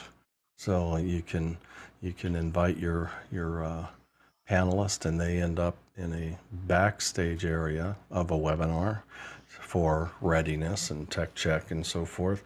They can talk amongst themselves even when the webinar is live. They can be backstage and isolated from, and then once they're ready, they can come out into the live webinar, and when they get spotlit, they're ready to roll. They're on the screen, and so backstage looks pretty promising as well. Oh yeah, Kevin put in the chat, and they can view the live program of webinar while they're in backstage. So they've got that return feed, if you will. Thank you, Kevin, for that. Wait, when is Backstage supposed to be released? I will see if Kevin responds. Dates are always sensitive, but always precluded or ended with, no promises, but they're saying, anytime they say January, or a month, it's the end of the month at best, or a quarter, it's the end of the quarter. And then there's always, it's just frowned upon in the vendor space, which I worked in for years, to talk about or try to sell what's not on the truck, and it just gets people's hopes up. It pauses sales and purchases and sets poor expectations sometimes. Kevin, what's exactly? Yeah, exactly right. We're just, the engineering product team's trying to make sure it rolls out right. I've seen screenshots. I saw an update on it today, and it looks really fantastic. They're doing an amazing job over there and showing off even more than I expected. They haven't come up with any sort of date that anyone can share, and honestly, I don't even have a date that I know about. So, but it is looking good. Like, the progress is incredible. It looks fantastic. I'm hoping they're on the downslope of that product development. Fantastic. Thanks for the update. Appreciate that. It's just good to hear that, somebody in the event space internally is excited about what they're seeing, and that be very useful for it. I will say, I should have said it when I had a bigger group here. I'll do it in email and so forth. Next Friday, Sam and maybe Kevin will be back. Sam and maybe some other members of his team are going to come share with us what it took to make this week's summit happen as well. So feel free to share that information with folks and we can get a good insight. He did that for Zoomtopia. He did that the same week they did Zoomtopia, which was insane. I think he's on a day off today, probably well deserved at that. But Kevin's not. Maybe they're just staggering their days to catch a little breather. But needless to say, they're going to come share that, which is always just great insight.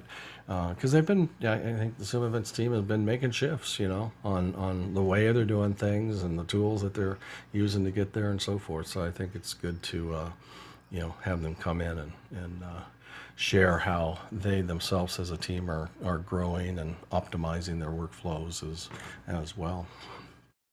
What else? Anybody else? Rupert or Bill, Robert, anybody have any other thoughts, focus points? And George, we've got, because that's where I'm going to roll to if we don't have anything else that pops up, is have Robert. Robert, I'm going to make you a co-host so that you can share the creation of your graphic, which, I think if I had to guess at this, you used, I'm a Photoshop guy, but a graphics program that will let you design and export as a PNG for that transparent background, right? And then once you do that, bringing it into Zoom and so forth. But if you want to go ahead and walk us through that, and feel free to share when you want to. That'd be a great teach. Okay, thanks. I think the first place to start off is that this is using the feature in the Zoom client that is the filter.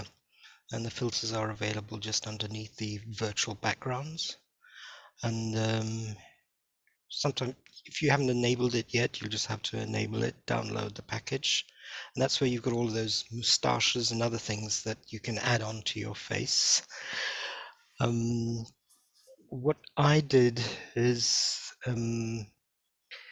I created the design like you said in Canva. It's just a very straightforward, easy design, and downloaded it as a PNG. I needed to play with it because I couldn't find any specs as to how to locate the physical lower third. So I played with it, and this was just like you can see on the image here. It's a 1920180 size pixel file, and once I'd done that, I had to go to the Zoom account. Now this is really important. It took me a while to figure this out, but you need to be at the very top level, the admin level of your Zoom account, to be able to put in these filters. So you go to the top level of your Zoom account, and in the advanced meeting settings, am I sharing the right screen? Yes, I am. Yep. Where we have video settings, video filters, you can manage your custom filters and just choose your files and add them on. As you can see, I played with several of them here. And you also need to, once you've added the file, create a thumbnail. Otherwise, you get a messy looking group of files like you can see mine are here. Now, that's once you've done that, of course, your file appears in the filters in the Zoom client, and you can just select it and add it on.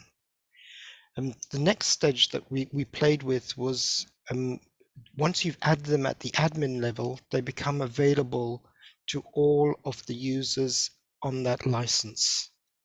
So if I've got a business license, I put it at the admin level, all of the other license holders had them available, including users that I gave just a basic license. In other words, I didn't allocate a paid license, but I put their basic license onto my account. And then they see these filters. So effectively, we created them for everyone within our organization, and everyone can access their own filter and just, their own PNG file and stick it on as a filter. Our next stage is to play with it for a meeting. Now, I'm not sure how that's going to work yet. In other words, the question is, if we're running a meeting, how could we make these available to all of the panelists? Yeah? And my feeling is that I would have to add them onto my license, just give them a basic license, not a paid license, and then they'll see the filters that we create, and then they'd have to choose their own. And that's when it really becomes important to get the naming convention on that little graphic right, so that people are able to choose their own lower third. I don't know if that was good enough and understandable, Jeff. I think you're the Robert, are you happy Hey, with? if George with- is clapping, he was the one who requested the quick run through. So if that works, that works. It worked for me for sure. Robert, are you no, happy with the size of the bottom line there? Because it's barely visible. I'm not happy with the whole of that graphic, to tell you the truth. I think all the proportions are wrong, but it's something that I did because I wanted to get the first one in there to try and understand what I move from my graphics app into Zoom, what I see in Zoom. And it's not one-to-one, that's for sure. I don't know why. I don't understand it, but it's not one-to-one. But Very the quality cool. is good. The quality is really nice. Appreciate that. I'm beginning to look at something this morning on office hours. I think it was David Brady who who asked about and we've done it here in the kitchen before, is that so you have two people spotlighted. Right now I have Robert penned, so you guys aren't seeing this, but Robert penned and Rupert penned. Now I have a 2K monitor, so it's not quite large enough like a 4K to actually demand two 1080 feeds from Zoom with two people up. But the question is about is there a way to get rid of that varying? Because previously it used to be really noticeable when you had a side-by-side, spotlight or 4 up, that you'd have 3 fuzzies and a sharp, and then the talking one would become the sharp and the other 3 fuzzies, if you will. And I will say that I need you guys to like, I've got 2 pens, and so somebody, Ray, will you make me, if I'm not already full screen? Am I full screen on your desktop? I just want to make sure that I'm creating the demand for 1080, right? So I'm trying to tell Zoom servers, hey, I want you to ask me to give you 1080 because Ray has me full screen, right? And that's what I'm trying to create, is because just because you have a 1080 account doesn't mean you're always in the stats going to be able to see the 1080 unless somebody actually is requesting it by making a window large. So you have me full screen right now, right? I have it pinned to full screen. Okay. And my send, as I speak, I'm perfectly capable equipment-wise and subscription-wise to send 1080, but I'm only sending 720, and I'm pretty confident that's because I have 2 pens up right now. So I'm going to remove my 2 pens. Now I'm going to keep talking and see if I can get that to support my theory. And Rupert, I saw that you may have some thoughts on this along the way. If you do, feel free to chime in. And I'm not now my receive is saying 1080. This is going to give me deja vu, I So think. I'm wondering whether in this particular moment whether my Zoom room is in fact keeping us held down to 720, and I'm about to test that theory. Well, I saw 1080 a moment ago. Oh, you did? Okay. I'm going to go full screen right now. Rupert, go ahead and talk to me. Okay, so I'm going to talk, see if I can grab your speaker. I'm still only sending. I'm not sending anything. I'm only seeing 450 from you right now. That's weird. Now Frank or Ray, why don't you talk to me? Because a moment ago when I saw 1080, it was when you were on my screen large. Was I sending 1080? Is that what you thought? That's who I saw when I saw it. Although now that you're talking, it's 720. So you did, but you came in higher.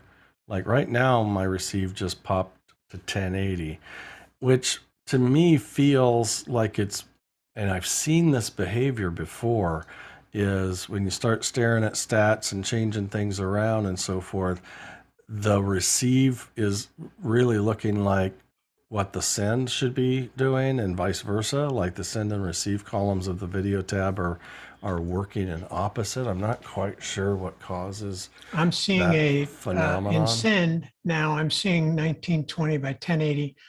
When I started, it changed to 1280 by 720. Yeah, see, I've got And a in the receive, which receive, I'm is at you. 256. Now it's bumped. When you came back up, it bumped up. But when I'm talking, the receive is 256 by 144. Yeah, and so my receive is 720, but while I'm the one talking, my receive changed to 1080.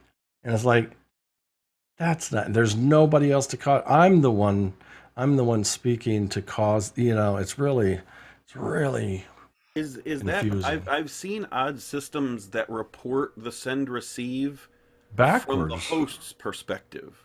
So Yeah. what they're sending to you, the send, and what they're receiving from you is receive. I've seen systems that weirdly do it from there. Yeah. Could that be what you're seeing? Yeah, I don't know. I haven't figured all that out. Who has a 4K monitor though? Does anybody have a 4K? Yeah, I've got one. I'll just fire up the computer. Give me 2 minutes. Okay. Yeah, I'd like to test the like the dual spotlight on a 4K monitor, which will be able to stretch large enough, right, to actually create 2 spotlights, but still have those individual spotlights require of the Zoom server a 1080 feed.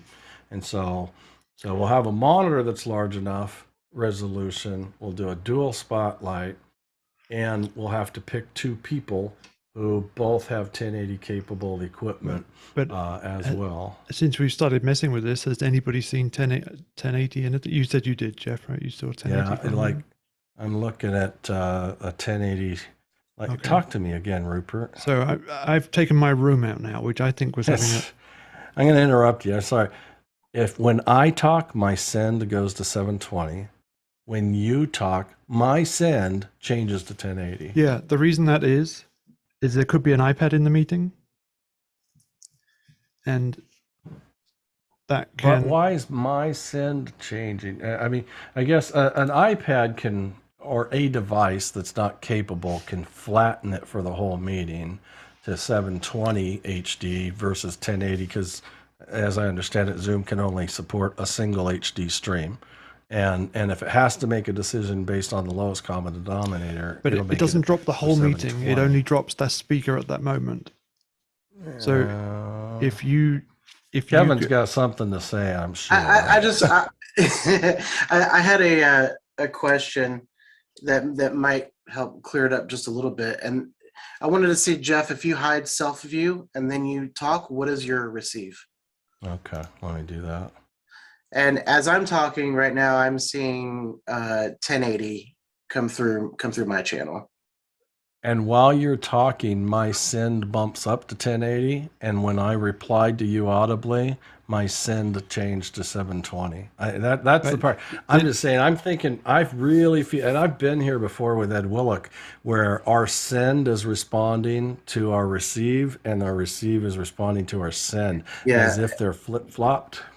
And I think some of that has to do with what your view is, because if your view is of yourself, then it's going to be I'm dropping gone that now. up. But if you're viewing somebody else, it could be dropping it down. But I mean, you guys know 1080 versus 720 on Zoom, it's like trying to wrestle an octopus. Oh yeah, It's no, like absolutely. Yeah, and really the test I'm going for right now is not a 1080 test. It's really, can we keep 2 or 4 in focus at the same time versus that blur, low res to high res active speaker, low res to high res active speaker on and a I don't multi-spotlight. believe you can, because I believe I thought the max output of a Zoom window was 1080. I don't do you know that it goes higher than that?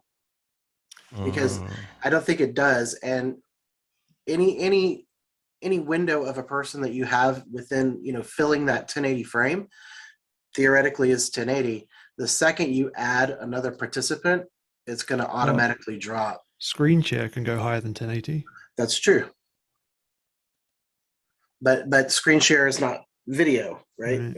That's why it's treated as still images. That's why the frame rate is so low. Yeah. Yeah, if you really want to screw up my recording in the cloud, by the way, Robert, share off of your 4K monitor. Because what happened, and don't optimize, and because then it'll share it at 4K, which out of my entire recording, let's say my entire recording up to this point has been 1080. Now it has a marker of 4K, and when it processes the recording at the end of the meeting, it scales everything else up to that 4K share. And it's like, it gets to be a big file for sure. Okay, so Robert, you've joined the meeting on your 4K system? Yeah, it's in the background there. You can see it, and just tell me what you'd like me to do. So just confirming, Rupert, you certainly have the ability to send 1080, right? Yeah, and I've got two like I said, the absolute goal on this test is not the 1080 as much as the focus points. It used to be super noticeable, and I just don't know what we're going to see today if anything's changed. I've got Ray and George pinned, and I'm getting 720. So what I'd like to do that is doesn't tell me this, anything, does it? if I could ask everybody who's watching to unpin everything they've got pinned and to go to gallery view. I want to remove any other video demands in the meeting that might exist so that I can be the one spotlighting, and then I'll create those spotlights, and then you guys can just adjust the size of your window to see the multiple spotlights versus creating more demand on the servers of individual pinning of other people and so forth. I just want to get rid of contention to see if it makes a difference. I'm going to give you a data point. I just logged into the meeting a minute ago on a 4K monitor. My Zoom is set up just for a single display. And so I had the active speaker view with the gallery view across the top, and it was jumping between 720 and 1920 on the video receive, which I thought was on the same interesting. person, or was that on the same person? Yeah, and that's the thing that happens as well, is when we start talking about this, in discussion, people start doing things unbeknownst to us, and I think it creates some undesirable results, just because the interest is there, but then we're putting more demands that are unknown to the servers at the time. So that's why I did some testing on this before, and we went into a very controlled environment and did some very controlled testing with bringing this iPad in. And we were able to predict, we were able to repeatedly repeat the behavior that led us to believe what we believed. Yeah. Yeah, if it becomes absolutely reproducible, it's super helpful. So I'm going to so assuming that nobody's pinning, especially pinning large screen, everybody's in gallery, kind of just small, reasonable, real estate consumption. I'm going to go ahead and then add the first spotlight, which is Rupert, and I will Kevin, are you 1080 capable as well? Yes. Okay, so I'll add a second spotlight of Kevin, and so then, so here's the deal. I mean, if there's folks here that don't let me get myself back here real quick. Who else is co-host? Rupert, did I make you Yeah. co-host? Spotlight me just for a second so I can see myself spotlighted. I hid myself view earlier. Oh, it'd be easy. I Everyone must be spotlight, person spotlight. number 2 on your list. There we go. Just to see if there's some difference on on quality. Yeah. So like Kevin, I see he looks his picture to me looks grainier, but the real change here, and although Rupert doesn't give me that visual thought in my brain that you're definitely a low res because I'm the active speaker on a multi spotlight. But I'm going to stop talking, ask Kevin, who's a little bit more visually noticeable, kind of downgraded video quality on my screen, just to see if when he starts talking, if it pops it up to a little sharper, clearer view. That's what we're after here.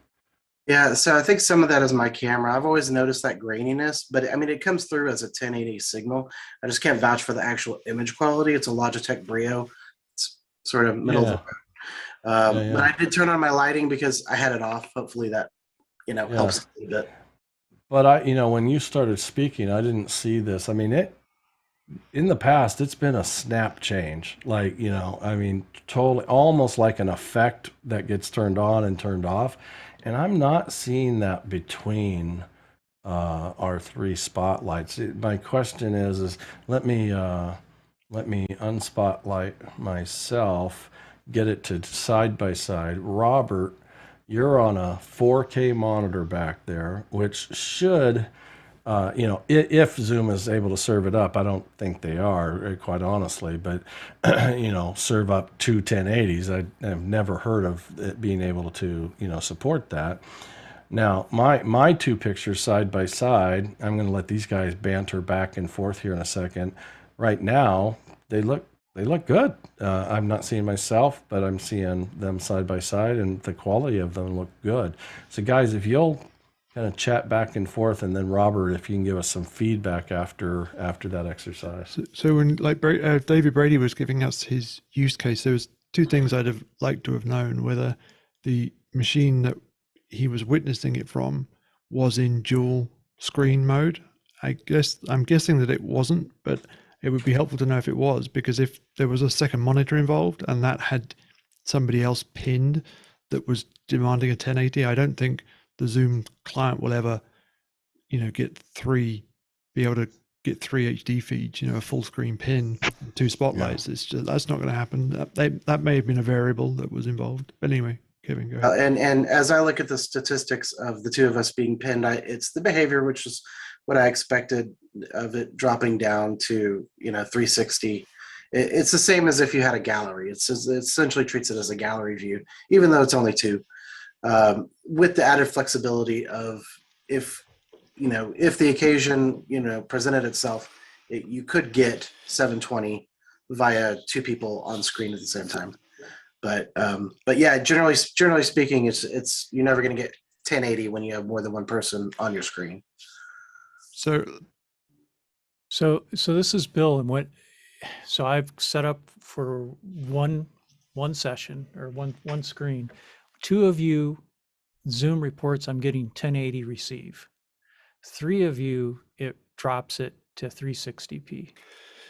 So as far as I know, a Zoom client can continuously send 1 HD feed, which can either be 720 or 1080, and a low res feed, because there'll be other people needing me in gallery view, so they'll be getting that feed from me, and other people getting the HD will be getting either a 720 or a 1080, but I can't send both. That's where we saw the challenge with things like iPads, because iPads have the privilege of being able to demand 720 and pulling the 1080 down. So even if I could said 1080, you're asking for 1080. If an iPad comes along and asks for me in speaker view, I can't send them 1080, and that iPad can therefore demand me to go down to 720, which changes my 720 feed to everybody else. That was the problem we used to witness. I don't know whether this is a remnant of whether we've also dealing with that dynamic in this meeting right now. I don't know whether that's been solved, but that's what we used to have before. Rupert, is your camera, are you using a DSLR? No. What camera do you have? I have a Brio, but Really? I do 1080 all day long. Your Brio is Kevin. His putting Brio's my Brio kicking to your shame. Brio's butt. I have a lot of light. Yeah, I think part of it really is, but I will say, I mean, there's a part of me that's feeling like on my 2K monitor, my Zoom client is one single window mode. It's full screen, so I have floating gallery that I've pulled to the other screen. While I have two of you pinned, like Bill had said, I'm receiving 1080. Which makes and I'm not seeing any visual difference between you guys when you're talking. Like I used to see this like resolution bounce back and forth. So I think something has gotten better there, to where I think what's happened, I feel like it has, instead of there being a shift, I think there's been an equalizer put in there. So if it can do both at 1080, it does. I think it is. But when I add the third or fourth spotlight, then everybody, rightfully so, goes to 360. And my question is if Robert, if with you on your 4K monitor, because it's so much larger, if you're seeing the difference between, if you had your stats open on the video tab on that 4K machine, if you're seeing the 1080 to 360 bounce, and if it will go to 360 on 3 or 4 spotlights, or if it might be able to hold 720 on the 3 to 4 spotlights because of the size of the monitor. I can. Jeff, there's something very weird happening, because on this 4K screen that you can see in the background here, I am getting 320 by 180, and I have a really poor image of Rupert and a really poor image of Kevin. Interesting. Yeah, and this machine has 2 graphics cards in it, 2 monitors. But it has no camera at all, so I don't know if that has any effect on it at all. However, right next, and this is on a 10G gigabit network at the moment as well, and I'm pulling down over the internet. I've got over 3 gigs. What?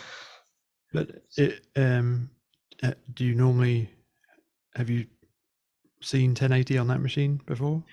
We always get 1080 on this. Right. I mean, this is connected to our ISO. Zoom ISO machine, so we've never had an issue. Now Rupert's come up by himself, and I've got full HD 1920 by 1080. So a single spotlight, you're seeing 1080. And I'm just going to throw this out. I've got the same setup as Robert as far as a 4K monitor I'm viewing this on. 2 of you consistently spotlighted are at 1080. 3 of you consistently always drop to 360. And I've got a little lighting issue here. Rupert, go ahead and speak for a second, Rupert. So I'm going to speak. So while we had that test there a moment ago, I am in dual screen mode, but I've got my second window squashed down real small. And then I had 2 spotlights.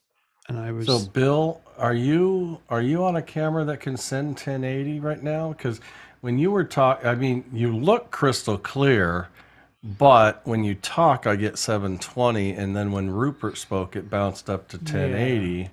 Yeah. Let me.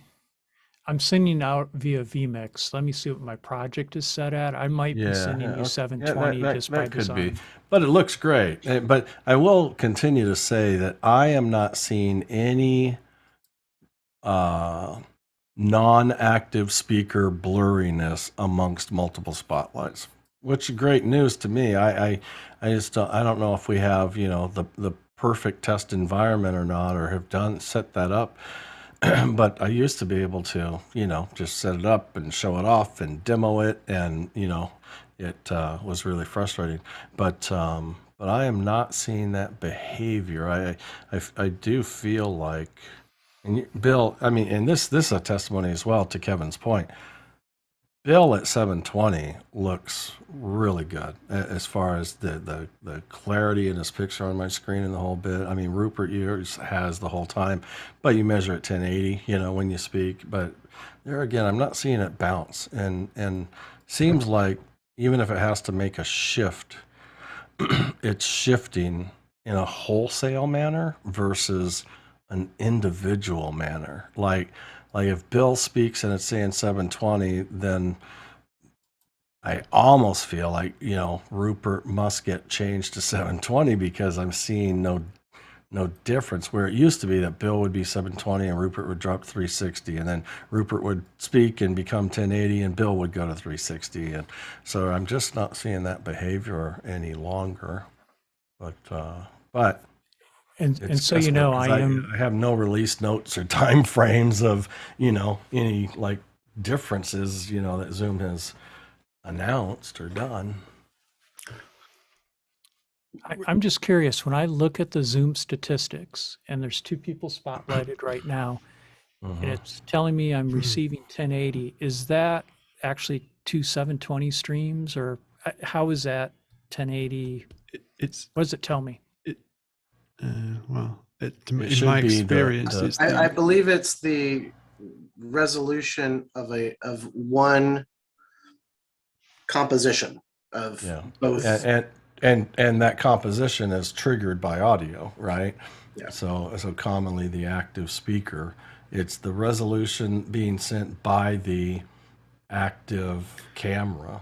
Well, okay, but if I'm always in dual screen mode. Let's just say I have a full screen pin in screen 1 and a full screen pin in screen 2. Let's just say I'm getting both at 1080. The receive statistics is only ever one column. It's only ever showing me one.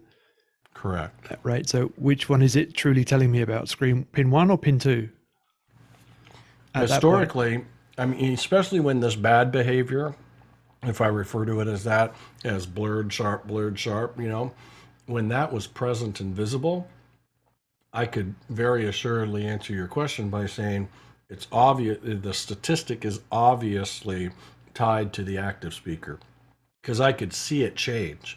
And, you know, so if there was a 720 spotlighted next to a 1080 person, and it basically went from 1080 to 360, but then the active speakers, the 720, when they're talking, they would go from 360 to 720, and this guy would go down to 360.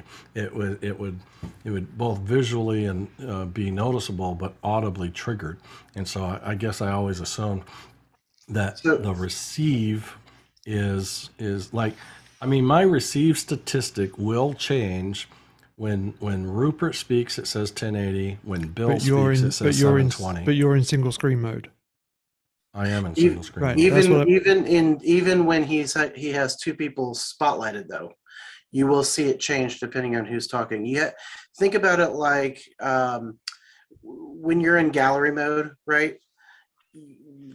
The pixel dimensions that you're seeing obviously is not 360. It's obviously much bigger than that.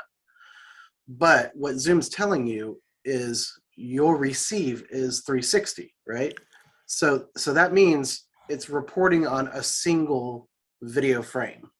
Now, which video frame it's choosing, I'm not exactly sure. It might be your lowest. It might be giving you like what your lowest resolution reported is. I think it's actually the highest. It could be the highest. Right. If you asked me to guess at the behavior based on what I've observed, it would be that it's telling me it's giving me the highest that I am receiving. Yeah. So that's essentially like the easiest way to think of it in terms of like what am I getting reported? It's a single user. It's not the combined resolution or anything like that. Right. Let me run this past you, which is something I used to observe one way and now appears to behave a different way. It used to be that if I had two machines logged in here to the same meeting, which I regularly do, and let's say I'm actively using one and just glancing at the other, and the other one is, for example, in gallery view, I could, like, at time just take a look at that secondary machine with the gallery and notice that some people in the gallery were particularly low res, even in gallery. You know, they just particularly, and if I pinned them on my other machine on the secondary monitor, that obviously kicked their camera, you know, at their remote, and their clarity improved in gallery view on the other machine. What we found through testing was that if in a meeting, let's say of 20 people, if everybody nominated one person to pin, right? So it meant everybody was pushing 1080 somewhere to somebody at some point. Everybody's gallery looked fantastic. Huh. That doesn't happen anymore. No, I mean, Yeah, they it's had hard to to fix it's that hard to anomaly. create that sort of scenario. But yeah, for sure, if you've got one person who's basically dragging down the demand, then everybody else will be dragged down with it, like you mentioned about the iPad. Right.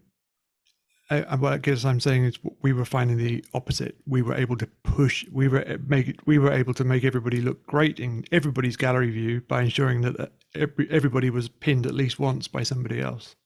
But I'm guessing whatever resolution Zoom settled at for each person was not. I bet it wasn't 1080. I bet it was somewhere. It was like the best. It was the best possible gallery view resolution. Right.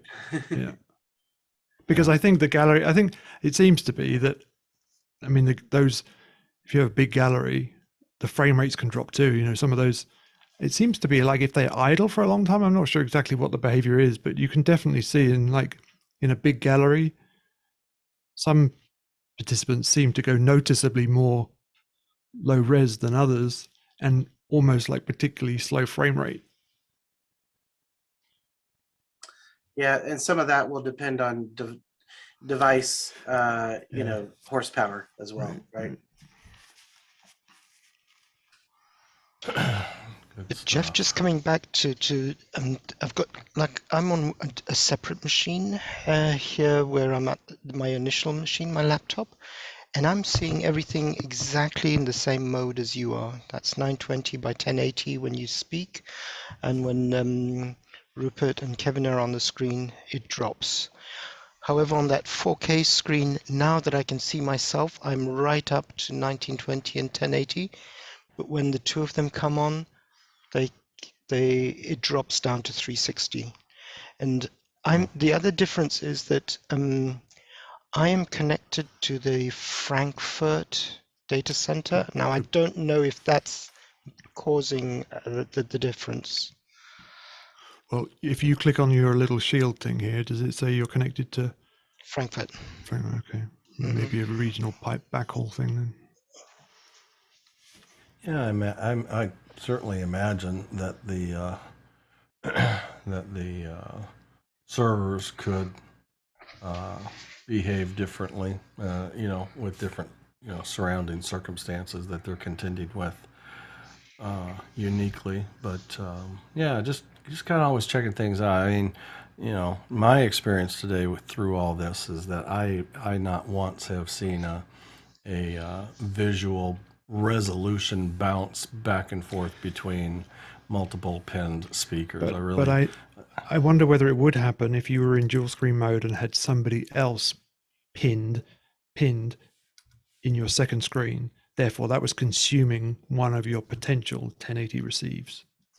I mean, it's possible, but I've been single monitor on this machine for a long time because to me, that second monitor as a host is about worthless to me. Because I can't define anything. It's like spotlights and shares go there, and it's the first spotlight and so forth. When I'm managing a meeting for a client, for me and Zoom OSC and a Stream Deck, it's way easier for me to visually understand what I'm delivering from a single monitor mode on a PC than a dual monitor. Single monitor mode, I can have a pretty darn good idea what the audience is seeing. Dual monitor, I've got to set up a second system as an attendee just so I can guarantee myself a quick look and know. It's just confusing to me. Does that mean that you find most attendees are single monitor?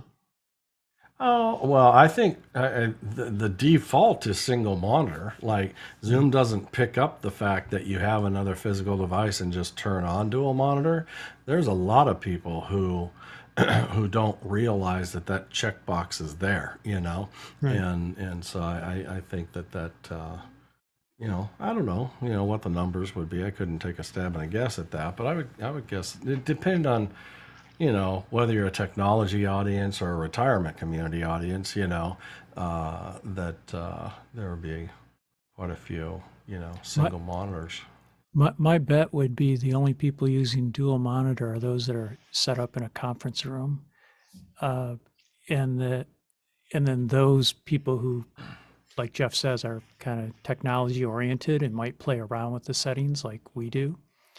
And if they do that, they probably know how to get out of it if it's a bad experience.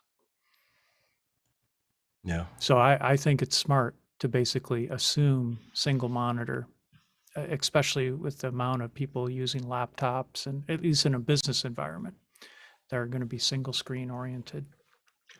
That's just such a sad state of affairs to say that about business. In a business environment, people are likely to be. I mean, you're right, but if you just think about that Yeah, for a moment. I was going to say push back if you think I'm wrong, because I'm happy for other opinions. Well, I mean, but there's also over the years there, what business don't you get employed by these days that don't issue you a laptop, right? And then how many of those businesses actually will issue a dock with it? There's plenty that do, but there's plenty that don't, that make it really convenient to, plug in and expand, if you will. Not to say those laptops, they probably almost all have one external HDMI plug, but the number of people leveraging them and so forth. Mac makes it great because Mac I can dynamically check the box and be in dual monitor mode like instantly while I'm in the meeting on a Mac. A PC won't do it. And I just tested it again just to see if maybe that changed, but you can't add dual monitor to a PC while you're already in the meeting. I even look at it from a usability perspective. My wife, who's on a Mac, has a second monitor. She's got a company issued laptop and a second monitor on Zoom meetings all day, but she wants that second screen to have her own documents, email. She might be multitasking. Yeah. She wouldn't want dual monitor mode even if she knew it existed. That's the thing. You need two monitors. I've standardized on 3 monitors for years, but I think that should be standard for everybody. 3 monitors plus a laptop. I have 3 identical Acer monitors off of this one PC, and this is vMix and this is Zoom on the same PC, and that's my browser and documents and PowerPoint I feed in from the network off a different machine altogether. But yeah, it's one of those things. I mean, if you want the flexibility, to do lower thirds and graphics and bugs and quickly play a pre-recorded video, and which means you need a OBS or Ecamm or vMix or whatever. You've got one there, and then you're the host, and I've got to monitor, my YouTube stream and the Facebook stream, make sure things are up and going, and that's also the shared of the release documents, and I mean, screen consumption is big and fast for sure. You know what I'd love to see, because I'm not a 4K monitor owner yet, but to get 1 or 2 4K monitors, which are essentially 4 1080s, per screen, right? I would love to be able to share partial screen and designate the resolution that it will initially snap to.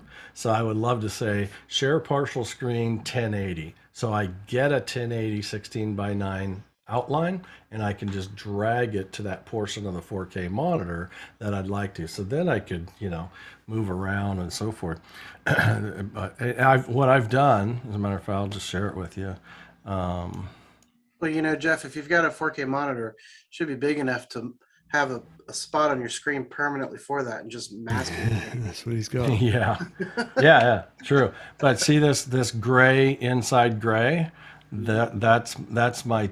I'm pretty sure this was I did this 1080 by 1920 inside my 2K monitor desktop, so that I have a place that I can just size things up if I needed those guys. And there used to be a utility, and I think it's still out there, but I'm afraid to use it because it's kind of barely notes that they've tried to make like it one of the Power compatible. Toys things or something like that. Yeah, I mean, I've got Power Toys, but I don't think Power Toys does it. But it's the ability. It was the ability. I used it years ago to mouse over the edge of a Windows application, right click, and tell it what resolution to make that window. Boom, and it snapped right to it.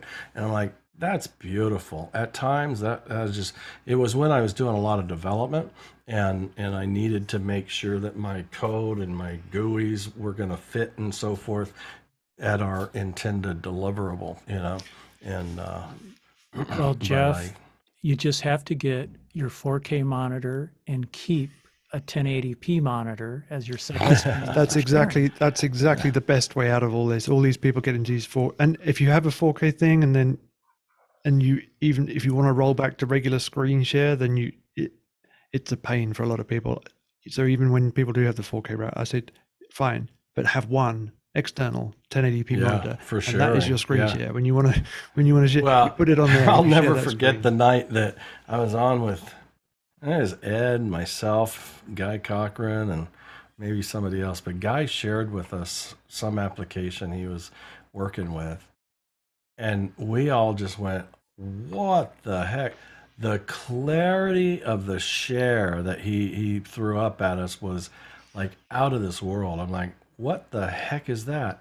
And he had not optimized a share, right? And so it came out at 4K. I'm like, wow, that was crazy, crazy cool clear. So I think it was more, part of it was the first time I'd ever seen it as well, and but it was super impressive. But Does a that ton change of the bandwidth? Sure, it does. Yeah, yeah. The first time I noticed it was when my machine just ramped up out of nowhere, fans blowing everything. What is going on? And somebody was like throwing me 8K. Something crazy, some huge thing. Robert, go back and share your 4K monitor with us, and don't check optimize, and give us some kind of application or something. I don't know, something that will go to noticeably YouTube and be look up, like, incredibly clear.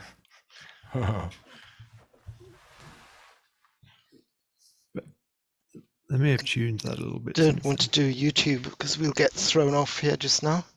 Yeah. Let me just look for something that I can share on this machine, because this is our broadcasting machine. I don't know what's on here. Yeah, we can abruptly never forget the day I was gone. I don't remember who was covering for me. Maybe Ed and Benjamin decided, yeah, let's play some. Who was it? I can't remember the artist, but it wasn't Frampton, but it was a big name artist way back when, right? And he just starts playing it. Kaboom, man. The stream just got shut down. Not only did it get shut down, I got plastered from them, and had to deal with the consequences and so forth and get it all cleared up. But yeah, it was like, I don't know if I can't remember who it was, but anyways, it was comical after the fact. But I'm like, why would you do that, of all people in this business, But yeah, if you want to see if copyright shutdown works, just do that. Let me just get something from NASA, because that's the safest thing to do.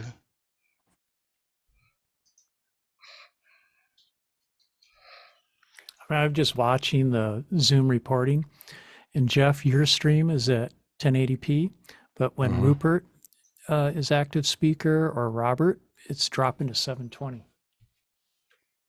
Inside your Zoom client?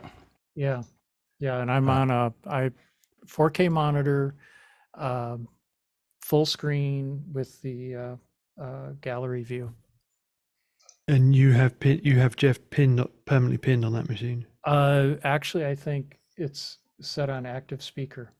It is set on active speaker, but I don't know if I did that or. Well, we removed all the spotlights, so it may have just rolled back. Do you want to allow me to share? It's definitely on active Jeff? speaker. Oh, let me see. What machine is that? Maximilian? Yes, that's Maximilian. Okay, go ahead.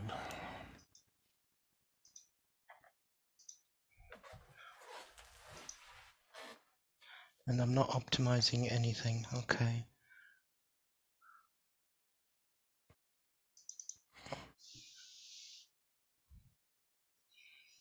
Screen share stats. I'm receiving 3840 by 21.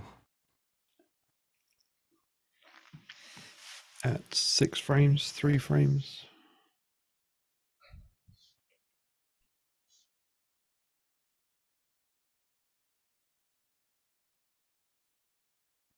Yeah, Even yeah, the I'm original getting 10 video frames. quality is not very good. 19 frames. 12.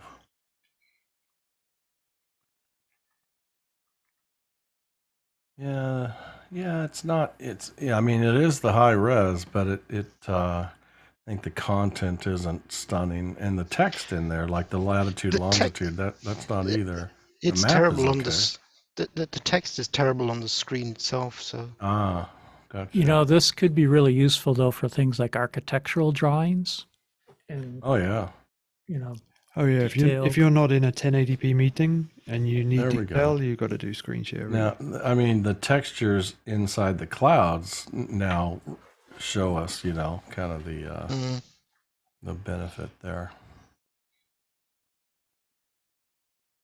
Wonder if there's like a high resolution X-ray out there that we, you know, could find and share at 4K. That would be kind of cool. Let me just look around. I've got a 4K from, sorry, an 8K video from NASA that I usually use. I just can't find it. I could always share my vMix wiring diagrams. They're incredibly If you find a 8K video and share it with the Zoom video player and make sure to uncheck the optimize, which automatically checks itself when you use the video player, that'll still share at 4K as a video. So we should get better frame rate as well as high resolution.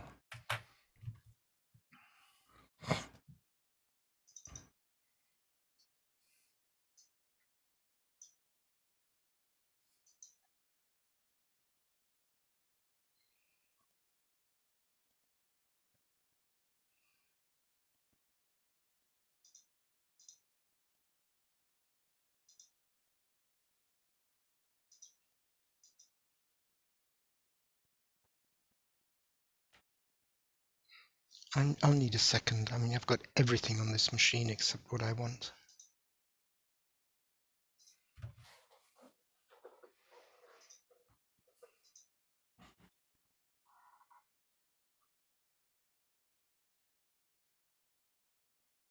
Where are you out of, Kevin?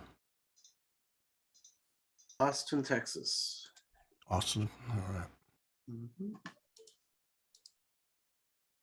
Sam's down there somewhere too, right? He lives about 15 minutes from me. Oh, cool.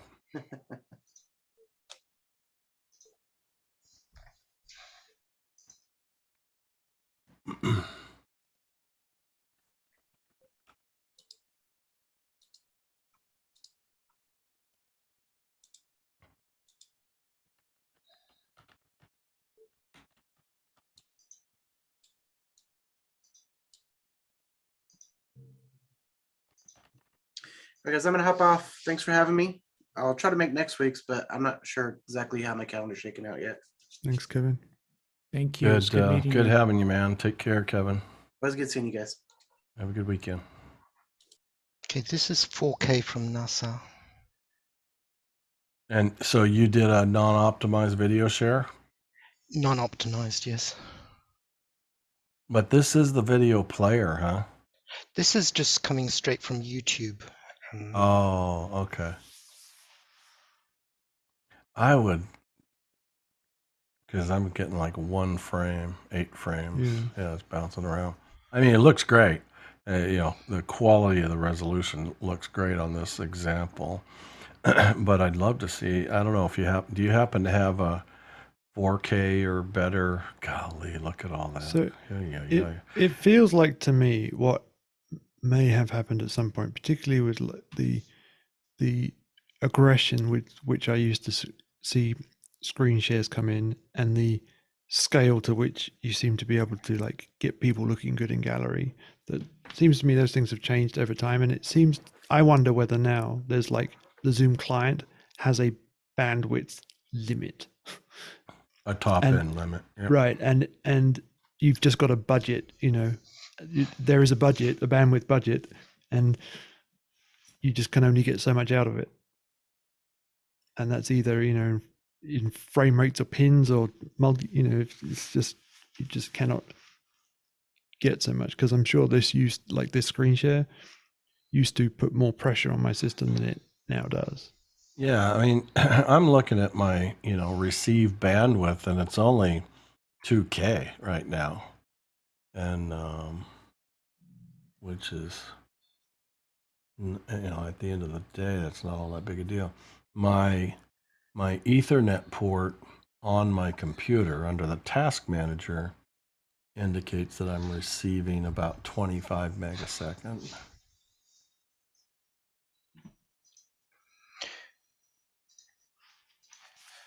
Just if you give me a second, I'll just, in the background, if you continue, I'll download a NASA 8K video. Okay. Well, Zoom just crashed on me on the 4K. Oh, really? Yeah.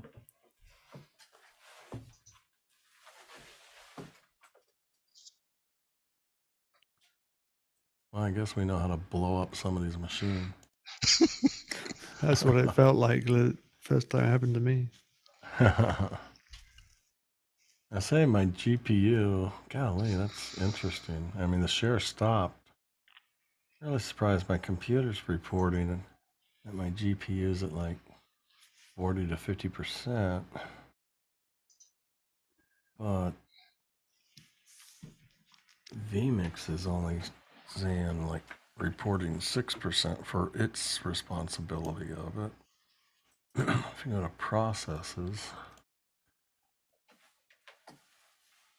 I've got the system. vMix is using 13 to 18% of it, and everybody else is fractional percents. So that's such a different report, you know. vMix is reporting 6% GPU memory usage, where the system says it's using collectively 45 to 50% of the system. It's a pretty big difference.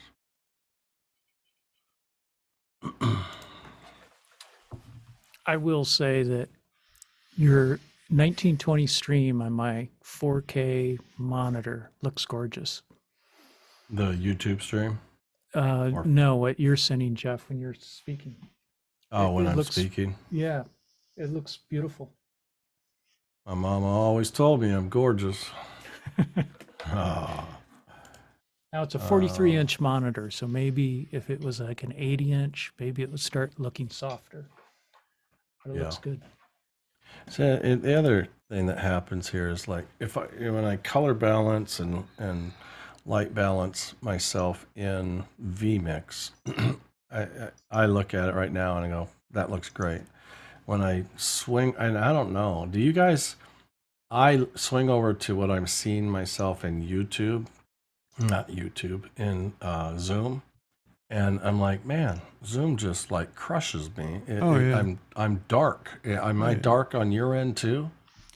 I mean, I don't know compared to what you're seeing, what you expect to see, but the Zoom pipeline definitely crushes stuff. For sure. It's so much darker, and I'm like, I don't know if I should lighten it, and I should probably just lighten it in Zoom.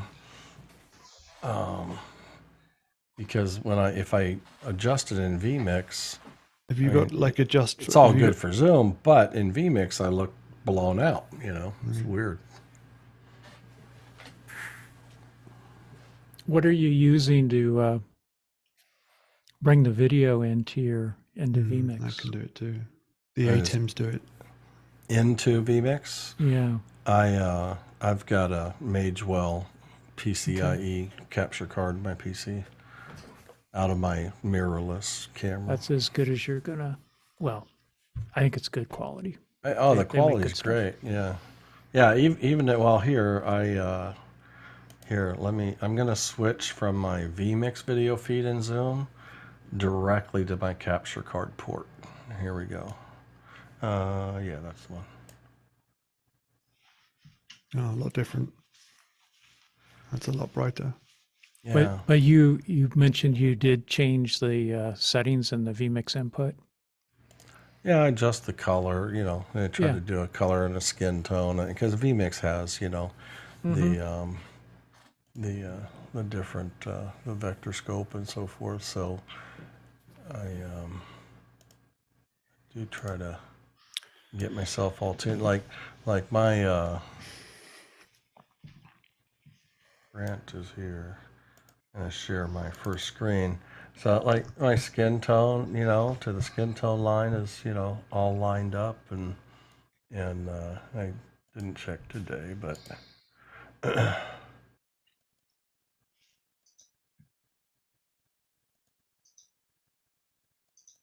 And Rupert, you said you're using a Brio 4K as your camera?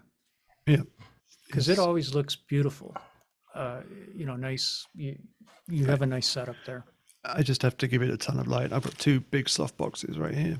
Big, like 24-inch soft boxes. What I Grant, found with... how's it going? I'm doing well, thank you. I woke up to your soothing voices. Rolled over and turned it on. Yeah, you chose us over a bowl of cereal in the morning. That's awesome. I was just thinking, I'll listen to release notes to ease my way into the day. There you go. Awesome. Well, good to see you. Good to have you. It's been a while. It's been a little while, yeah. I was interested when we were talking about the 1,000 people meetings in Zoom events. That I wonder if you were to register, so if you've paid for 2,000 users and you wanted to do meeting, my understanding would still be that you would need to do that across 2 meetings, that you would still have a maximum of 1,000 people in the meeting. Yeah, I would guess that would have to be true because meeting has a top end capacity, which is less than webinar and less than Zoom events. I hadn't really thought about that before, but that would make sense. But how do you do it? They get there and they try to join, this session or that session. And what does a session look like in a lobby that is full? I think you have the live stream in the lobby, right? And probably you probably can't, unless you had another concurrent session called overflow or something, and that was another meeting that you could go into, So so I guess it lends itself to plenty of questions. Like if I'm in the lobby and there is a session 1 and a session 2, a mirrored session, is there any indication to the attendee that this one is full and to choose this one instead? Or does it, yeah, I mean, like, is there any visual indicator? I have no idea at this I think point. this is what they refer to as a moving train. Yeah.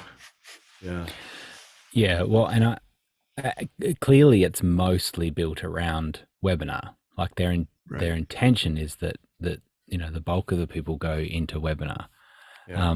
Now our use case is not webinar; it's meeting.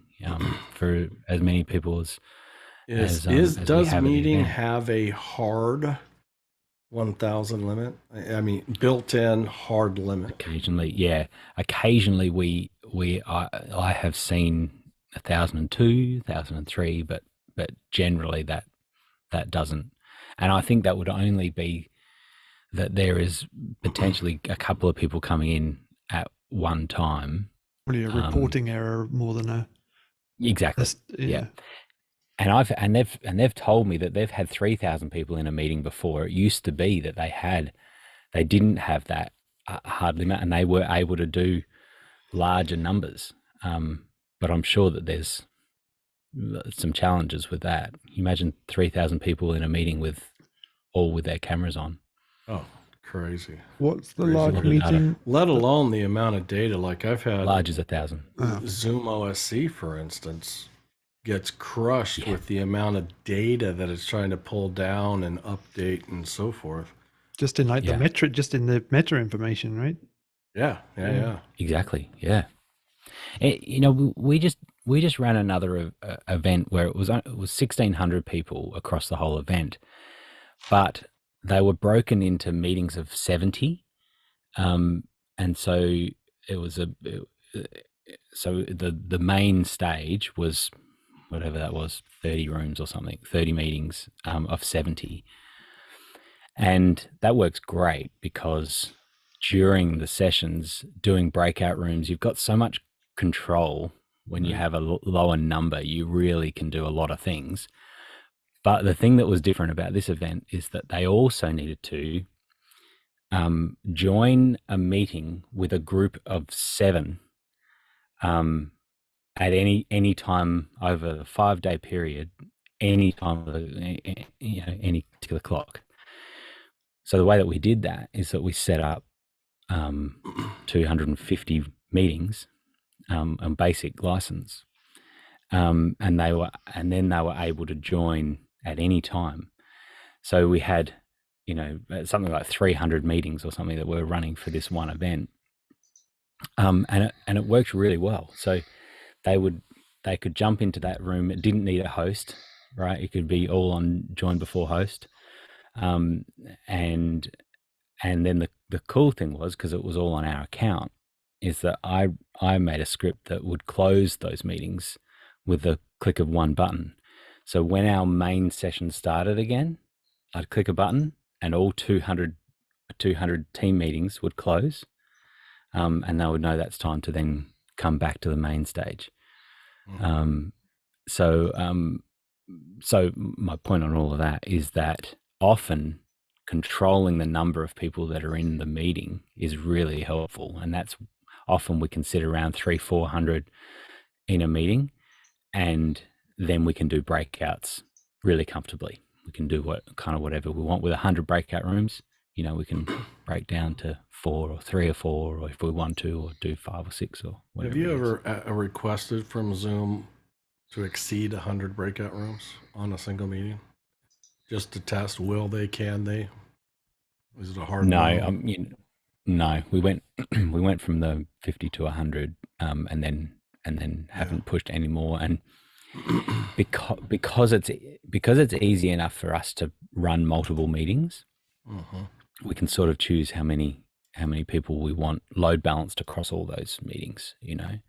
So and Did breaking you see the new people flexibility of even once they're open in a week, breakout they're rooms? releasing that. Yeah, you can manage them, add them. It'd be great. Yeah, game changer. Yeah, it's really great. But Rupert, you were saying about the registration, authorized authorized registration now. Sorry, I can't remember the correct term of it. They require authentication with a registered account Yeah. or something. Yeah. No.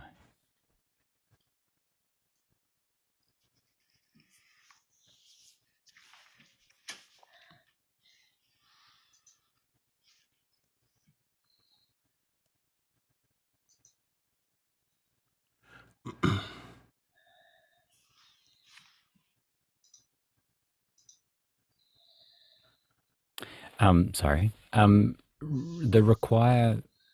So previously we had require sign in, right? Which is what we've done.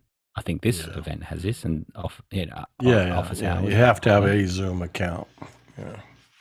But it's and then more I than turned that, on though. registration after we got Zoom bombed. But that didn't stop Yeah. Rupert from sharing his link after he registered. But now you can enable. I can enable and say Rupert must join the meeting with the same account that he registered for the meeting with, and therefore he can't, unless he's willing to give away his credentials to his friend that he shared the link with. That's the only way that could happen. And at that point, I could even turn on single device limitation, and one would bump off the other. I think there's only a very slight difference to what we currently had, and that is that if I registered to office hours that has registration turned on and sign in authorized, required to be signed in. If I tried to log in when I'm signed into a different account that's not registered to that event, it doesn't let you in. Right now? Right now. That's not consistent with my experience. So what I've seen is the difference. I'm positive about that, because it happens to me all the time when I until I registered 2 different Zoom accounts that I'm often logged into. Once they were both registered with office hours, the office hours webinar, that it wouldn't actually matter which link you clicked, right? So the registration link, join link, has your name in it, the registration name tied to it. Yeah. And the requires authorization is looking that account has been registered with that webinar, but not necessarily that those two are connected. And so I've noticed that I can click a different account that I'm logged into. As long as it's registered with that meeting, it'll let you in. And I think that might be the distinction of what they're adding, is that they must be the same. Yeah. Yeah, I think instead of the encrypted URL that had your name in it before, I would guess that it's a encrypted unique ID for the database to go do a lookup to make sure that your logged in account matches the registration database as well. And Zoom Events proves it works, because it's a pain in the ass at times when especially if you're a multi-account user, and worse than that. I tell you, Rupert, I'll say this now. Maybe you can help me with this. Because then you have your dealings with the Zoom client with the checkbox, remember me. I've unchecked that months ago now, so that I have to log in every single time by hand, so I know who I'm going in as. Up against like Chrome, your browser, and its cache and password management and memory and so forth as well. Here was why I called your name out, Rupert. And I and then you have Chrome. Have profiles now, right? So I have a profile for this email address and a profile for that email address in Chrome, and then of course multiple emails to Zoom. If I open this, I don't remember the perfect combination, but I can open this one Chrome profile go to community.zoom.us, and it'll automatically log me in. I'm like, that is not the account I want to be logged in as. It's Jeff. I think it's Jeff. I think it's Jeff at streamsharks.com. At community, my contributions come from Jeff at zoomtestkitchen.com. That I have to go to my other Chrome profile because I can sign out, but the moment I click on login, it just automatically logs me back in as a wrong account again from the browser. And I'm just like, what the heck? I don't want to zap my entire history, and cache and saved everything from it. It's not an appealing thought to me because certainly that would clear it up, but and I tried to look at like password management, but community.zoom was not one of the URLs in there. And I'm just like, where in the world is it getting the information to auto log in without any pause, so I can change what account it's using.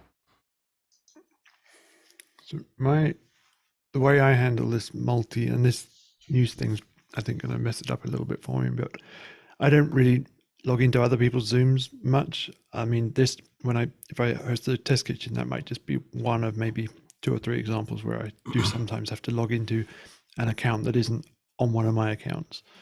But the challenge I have is even in the house, I've got 10 computers logged into Zoom. So in my account in Zoom, I have logins for them all, computer 1, computer 2, computer 3. They each have their own user accounts. So they all, hopefully, in an ideal world, they all stay logged in as their own user account at any time, on time. And like this one will be normally my primary account, and I'll schedule the meetings from here, whatever. And then I have a group chat amongst all my machines where I can pass URLs, so if I register for a meeting, an external meeting, or even start my own, I'll just put the join link in the group chat, and then it's instantly spread to all of my machines. In my experience, like joining office hours or joining with whatever, if I've got a registered link, I can click it on any machine. That meeting is not going to care which machine I've joined on, whether that machine is registered for that meeting. That's my experience of the behavior I have here. So, but I don't know how that's going to work now or in the future. I guess the option, even though they're enabling it, it's still going to be an option, so not necessarily a requirement. Yeah, I think if those meetings had sign-in required, that wouldn't work on your other machines. But office hours, for example, my sign in required. There's not sign-in. That's not tied to a particular account. I think sign-in required equates to you must be authenticated through the Zoom client with Zoom. That's all we care about. We don't care about what account you're authenticated with, just that you are authenticated by them. That's not I think my this experience. steps it up, that says you've registered with this email address. You must be logged into the Zoom client with that email address. So in that pass-through process, everything matches when they finally validate the ticket. That's been my experience. Sign on. I think I could replicate that for you now, trying to log into after hours on a machine that is not logged into after Zoom. hours doesn't require sign in. It's one of the two. I can't remember. It offers registration, but I don't think registration is compulsory, or it doesn't meet both criteria that we're talking about. Yeah, it has registration, but I don't think it has sign-on requirement, or it doesn't have Zoom authentication requirement.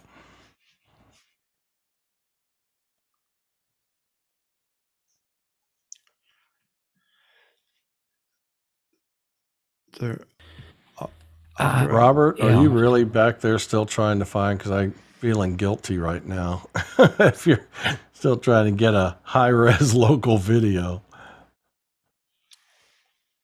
I have pulled down a whole load of stuff, but there's nothing that is really mind-blowing that would be worth sharing. I gotcha. And actually, it's two minutes past the hour, and I have a commitment, so I may have to break away, guys. Okay, I just did it, and I'm just saying that it's saying this meeting is for authorized participants only. Click sign in to join. And if I'm signed into an account that is not registered, it will ask me to switch account.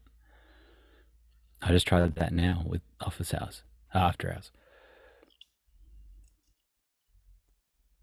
And what if you were signed? So that client wasn't signed in when you tried to join. I logged out. Right. So sign and that then- client in first, and then try to join. And it will. Well, I think but the only with the enforcement Right. is Oh. the opposite. Is it's saying. So did you didn't use a link. You just went into a Zoom client that was authenticated and said, "Hey, take me to after hours." Opposite. That's the opposite. So I used a link, and the app was not logged in, and it's saying this meeting is for authorized participants only. You used the join link. Did you use a join link with a token in it, or a? Yep. Huh. So what it essentially is saying is, hey, you haven't been authenticated by Zoom. That's that authenticated word. You haven't been authenticated by Zoom, therefore we're not letting you in. By Kuhn. I could further demonstrate that by logging into another Zoom account. Well, it do is this though. authorized. Do you know what account that you registered as, the link that you're using? Log into your Zoom client, log into the Zoom client with a different account, and then That's what click I'm on the saying. link. Yeah, because that should let you through, because that satisfies the authentication piece. It shouldn't matter what account, and then I'm the confident link it should won't. get you through and in. And I'm confident it won't because I've had it regular the times that I've been logged into the wrong account that's not registered, and it'll And it say works. this account is not. And you get stopped there as well. Which is why I feel like the only difference with what they're adding here is actually tying it to the specific email, not just the email is registered with the meeting. Because we did that before with like Mickey and I swapped links and just to test it, and I logged in as Mickey, and that was totally fine. But it was only because my logged in user of the app is registered with that same meeting. It's not that I am Mickey, and so I think that's the distinction of this update. But then I'm happy to be wrong. It's just that's how I've seen it. what then? I mean, has that always been the case, or was there some? Has this been an iterative change? Because what then caused the problem way back when of people coming into meetings multiple times because their join link had been shared? I think that at that point it didn't require sign in authorization like authorized users. Well, and that's an interesting anomaly in itself, because I saw that happen as well. Think about that where we would get 10 Ruperts in the gallery because you shared your link. That was a real thing.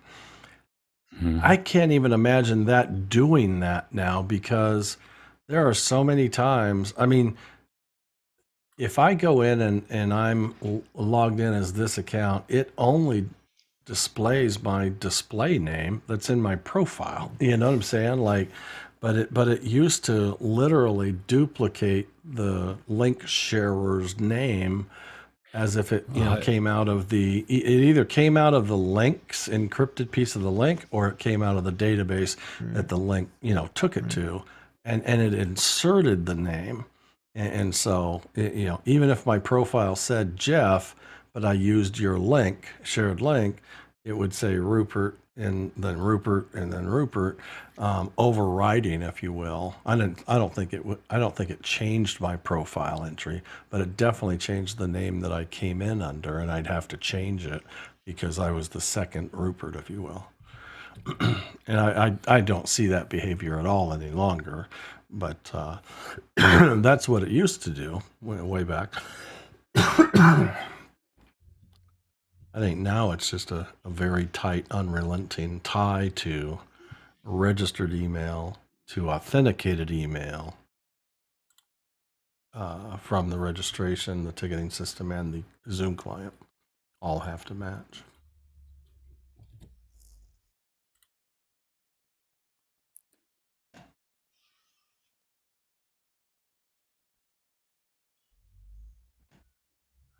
Okay.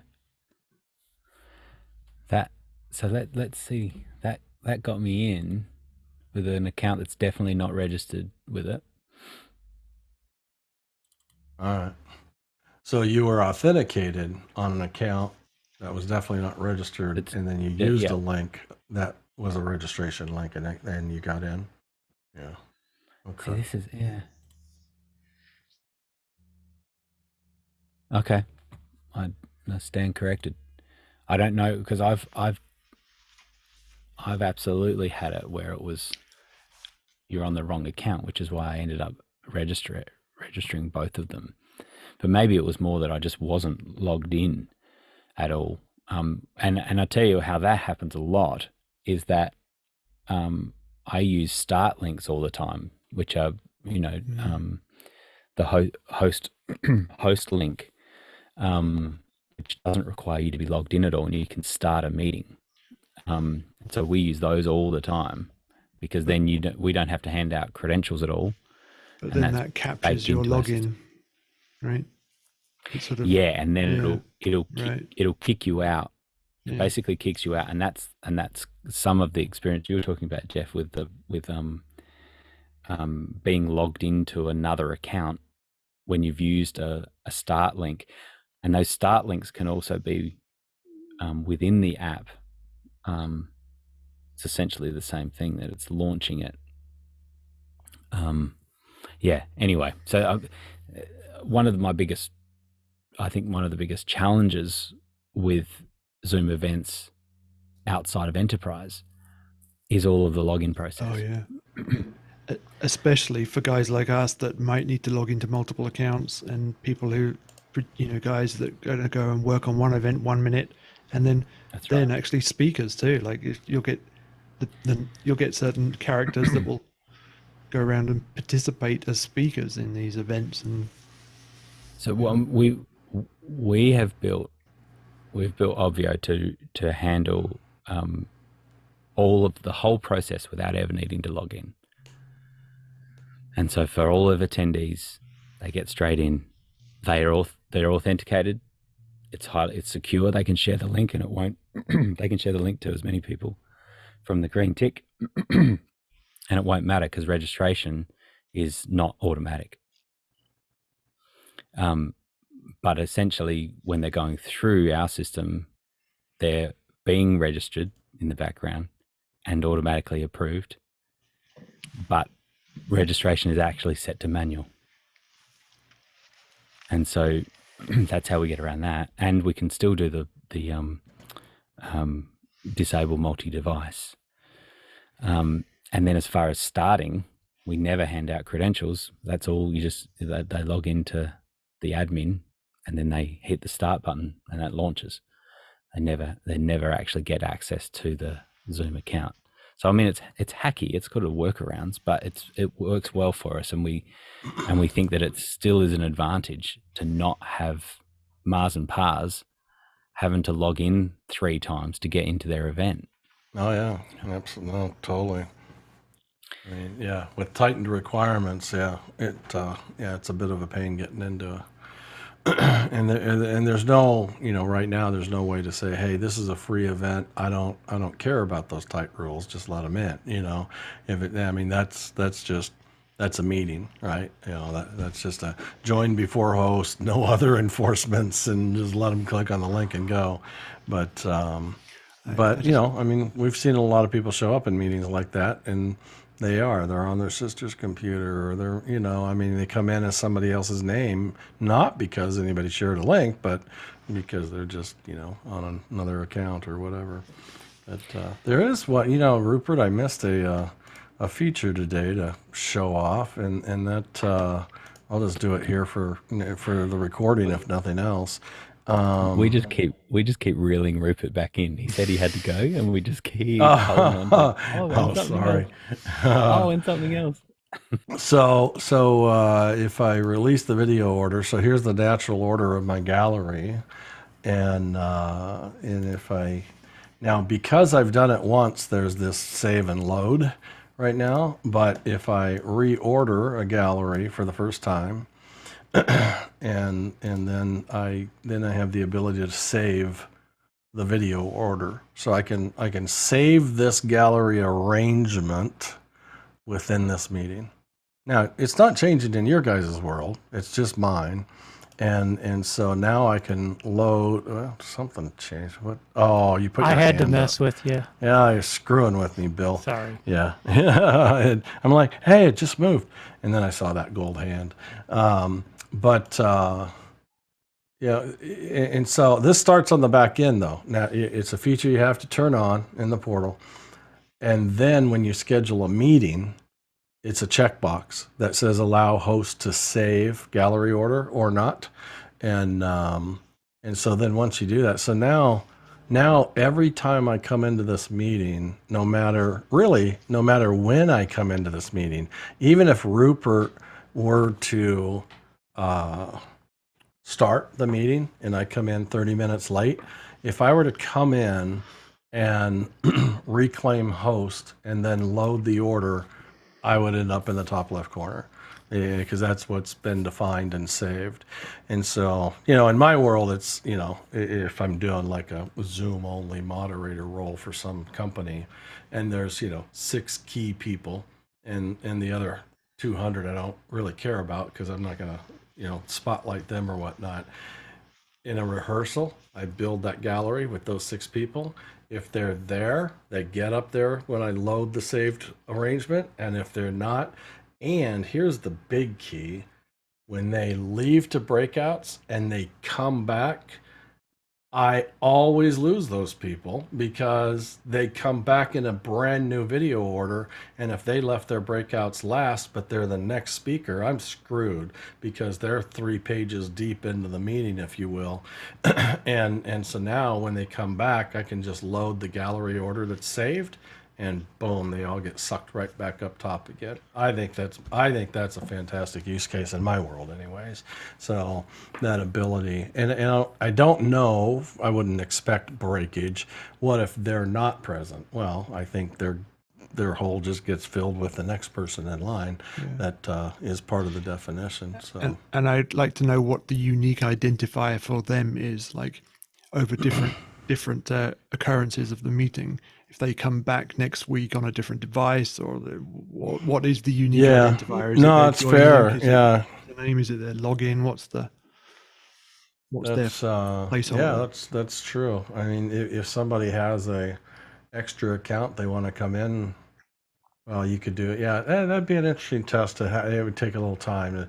Let's come back, but I'll change my name when I'm gone, and I'll come back with a different name, but the same account. And then, just make those changes to determine, because it can't be the Zoom ID. The Zoom ID is unique, anytime you come back, even to the same meeting, right? From one week to the next, your Zoom ID in this meeting is going to be different.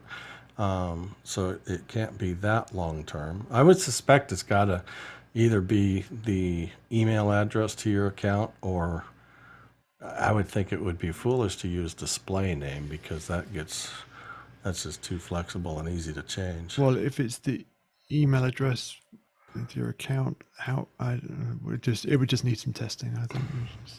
Yeah, and is it registered email or profile, account, Zoom account? And what if I come in twice?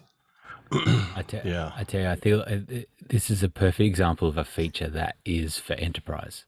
Oh yeah, and it's us trying to make it work for events, and totally. We have, and yeah, I get excited but only when I'm managing companies' meetings. It is definitely a corporate feature. and not just enterprise. I think there's some maybe regions in the world where hierarchical sequencing is important, or some societal type situations. Not well, only but enterprise, take this and let it start a conversation for the next feature that it should be applied to, and still maybe corporate events or meetings that are kind of non-branded, and that is now this is there's only one save and one load per meeting. It's not like I'm naming, what I'm saving or anything like that. It's associated to this particular meeting. But if there was a way to create groups of spotlights that says, hey, anytime we're in this meeting, these C levels are the key folks, and I want boom, boom, boom, like I've got 6 up right now, save that and so forth, then I think that would, kick butt corporately even, because then you've eliminated everybody else, right? Spotlights, what spotlights do. And yet you've done a single click to multiple results. Personally, I think that that's probably where this whole thing is going. I mean, if you look at like Blue Jeans, they do something like that already. It'll basically take a simplified ability to create looks and shots and create a show flow out of it. Yeah. And I was thinking, okay, have meeting tables. This is your head table and there's whatever type, thing, and that's a bit like Expo Hall, isn't it? And that's a bit like where, I mean, if you also look at where they're coming at this, where Zoom is coming at chat, they're going after Slack type features pretty hard, right? And Slack's all about these huddles and whatnots and things, and groupings of people in bubbles and things like that. You could see this all coming together in a layered model like that, I think. Also, something like that. On that note, I really do have to go. So it's been good. Catch you guys later. Good connecting, Rupert. Take care. Have a great weekend. You too. So I've got a quick question. Sure. Talking about authentication. So I do a lot of mostly enterprise business. They are increasingly getting, their own accounts set up that they want me to use. One of the key features is that they can limit Single access sign-on? by their, yeah, exactly. And even limiting by domain. Is there a way for me with an external account to limit my attendees by a company domain? Well, you can limit domains if you know you have 3 companies coming to attend an event. You can list their 3 domains. Okay, so I need to dig only. into it because I haven't done that. Yeah, that you can do. Because that addresses the security issue, which is, for I was like a going to company say, meeting. like, if you're the one carrying the liability of the success of the Zoom moderation behind the scenes of those meetings, but yet you're not a member of their corporate society, but they win the vote because they want the ease of single sign-on, then I would create an aliased account to your own email domain, give that to them, and have them add you to their domain, their Zoom domain, so that you can have a real account in their domain, so that you can schedule meetings, start meetings, create the polls, open breakouts, things that are host required only, not co-host. Co-host can't do it. Then you have that ability, or they can schedule a meeting, hire you to manage it. All they have to do is create you as an alternative host, and then you can have that ability as well. Because you're an internal account as an alternative host, then you can also do those host-only tasks as well. That would be the only thing I would. If you do enough work for them, they would feel comfortable with it. If you don't, then they might not feel comfortable enough doing that. Okay, so the devil's in the details. So the tools I'm using right now are Zoom ISO and Zoom Rooms to pull people in, vmix them out, and push them back out. Zoom ISO doesn't even need co-hosts, to do, what Zoom ISO does. Zoom OSC does. So I think you're safe there. Zoom Rooms, I don't have enough personal, experience or knowledge to really work out the details on that one. So would I be Is the- better? Go ahead, Grant. Is the Zoom Room account theirs? No, it's ours. And so I'm using that when I'm doing stuff from the cloud. When I'm on site or in my offices here, I'm using Zoom ISO. Right.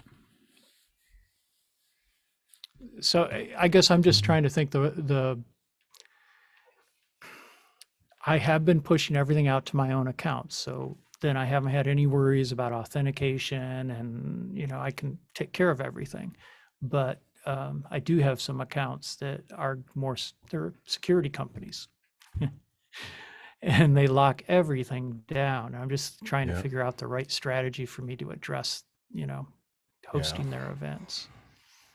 It might be that you have to, sign a contract with them so that they'll allow you to become, a member of their world. I mean, I think security groups might become more comfortable with that than ever, letting their meetings. So they take would place simply outside. create an account, give me an account on their master account. So this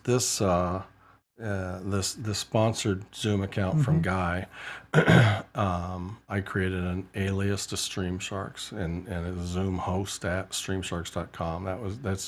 That account is an alias to my Jeff at Stream Sharks, and I created it strictly for this Zoom account. Well, he took that address and added it as a new user inside of his Zoom world, his enterprise account, and then gives me privileges to use it. So I've kind of become a part of his Zoom licensing versus the other way around. So you would create an alias, give them that address, ask them to add that as a new user, and then they can make you anything from an admin down to a common user, somebody who gets access to webinars or not, somebody who can use Zoom events or not. They can manage and manipulate it accordingly.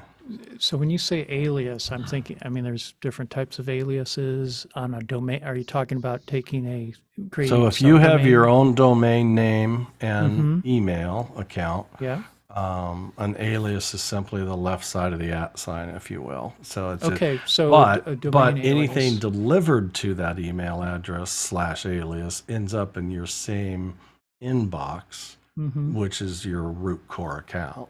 So Bill at whatever domain, let's say you create Zoom host at your domain, which is an alias. Anything sent to Zoom host at Bill's domain ends up in your same exact inbox that you're using right now, because it's an alias of that core account, not its own separate account. So in one instance, we're talking like a CNAME alias, what people are clicking, and the other we're talking about a email alias. But a CNAME is a DNS alias, not an email alias, right? Correct. No, they're different. That's why I'm confused. An email alias is just the left side of an email address, if you will, but it's built on top of your primary email inbox, if you will. So like even Gmail, like even free Gmail accounts that are not your own domain, they're actually gmail.com. If I created one called jeffwidgren@gmail.com, I actually have jwidgren@gmail.com as a real address, it's mine. I could create aliases off that by creating a new address, it has to be the same first, jwidgren, the plus sign, and then Zoom host or whatever, Zoom 1, Zoom 2, plus Zoom 1, plus Zoom 2, plus Zoom 3, could be 3 different aliases for a free Gmail account. And Gmail it's super unique to Gmail because their code recognizes the plus sign that follows your core email address and considers that an alias. So it'll automatically put it in the same inbox for any of those aliases that have been emailed to from somebody on the outside. I think it's fantastic that they've done it, but but I'm okay. If I can just say that the point with this, Bill, is that you have a unique email that you're giving to the company, so that it's not tied to any other Zoom account. Yeah, that's the thing. That- That that's last the key statement's to the it. biggie. You don't want to take any account you already have associated with Zoom and give it to them, because it will literally kind of cut the ties from its previous relationship and move it into their world, and everything you had is gone. It's a transfer, and it doesn't coexist. It literally transfers over. And so you want to create a unique, unused for anything else account that would be an alias creation, so that when they create it as a user for, because it's joining Zoom, right? And so imagine you've given them an email account that is tied to a Zoom account, and then they go tie it to their Zoom enterprise license, and you're like, uh-oh, they can't do that twice. Therefore, it has to kill that relationship and create the new one. And people have lost their minds over that, because you create the beginning of that process can literally occur by trying to define an alternative host to a meeting you're scheduling, and you type in somebody's outside email address, and it says, oh, this is outside, do you want to? And you go, yes, and you have no idea what you're doing, and then somebody gets notified and they go, okay, sure, and boom, they've authorized the transfer from their old relationship to Zoom to a new one, and everything they had is gone. All their recordings, all their everything. And so, yeah, that's Okay, that's the so biggest thank you part. for that. So I got to beat this dead horse. So the domain, what is that buying me? In other words, if I come up with zoom.choreography.com, in a perfect world, it'd be great if all my registration email links use that zoom.choreography.com / the password and the ID. But I don't think that's what you're suggesting that it will do. Well, I was just asking, for the business that you do you already have your own business domain already? Yeah. So choreography.com is our domain. I use Google Workspace or whatever. So we, Yeah. have all of So that. they're hosting your domain, Right. So And choreography? yeah. You have choreography.com. That's pretty big name, choreography, to be a Well, .com. it's the bane of my existence, perhaps, but at the time it sounded like a good name. Yeah. No, it's interesting. It's it's a pretty popular name that I know the guy who owns choreography.com. That's kind of huge. So you have, Bill Hops at choreography.com. And so in here, I'll share. I've got a Gmail domain as well. There's a distinction between choreography, right? As we would say it, with an H. Yeah. So basically it's Oh, is that what it misspelled. is? It's with a I got you. C-O-R-E versus I got the, you. Let me I threw end it the in show. chat. You can see Let me the end link. the show, which will throw up a kind of a post roll with music for the stream and the recording. But stay here, and then Okay. because I don't want to share. I want to share it, but I don't want to share it on the stream. So, thanks everybody for joining us.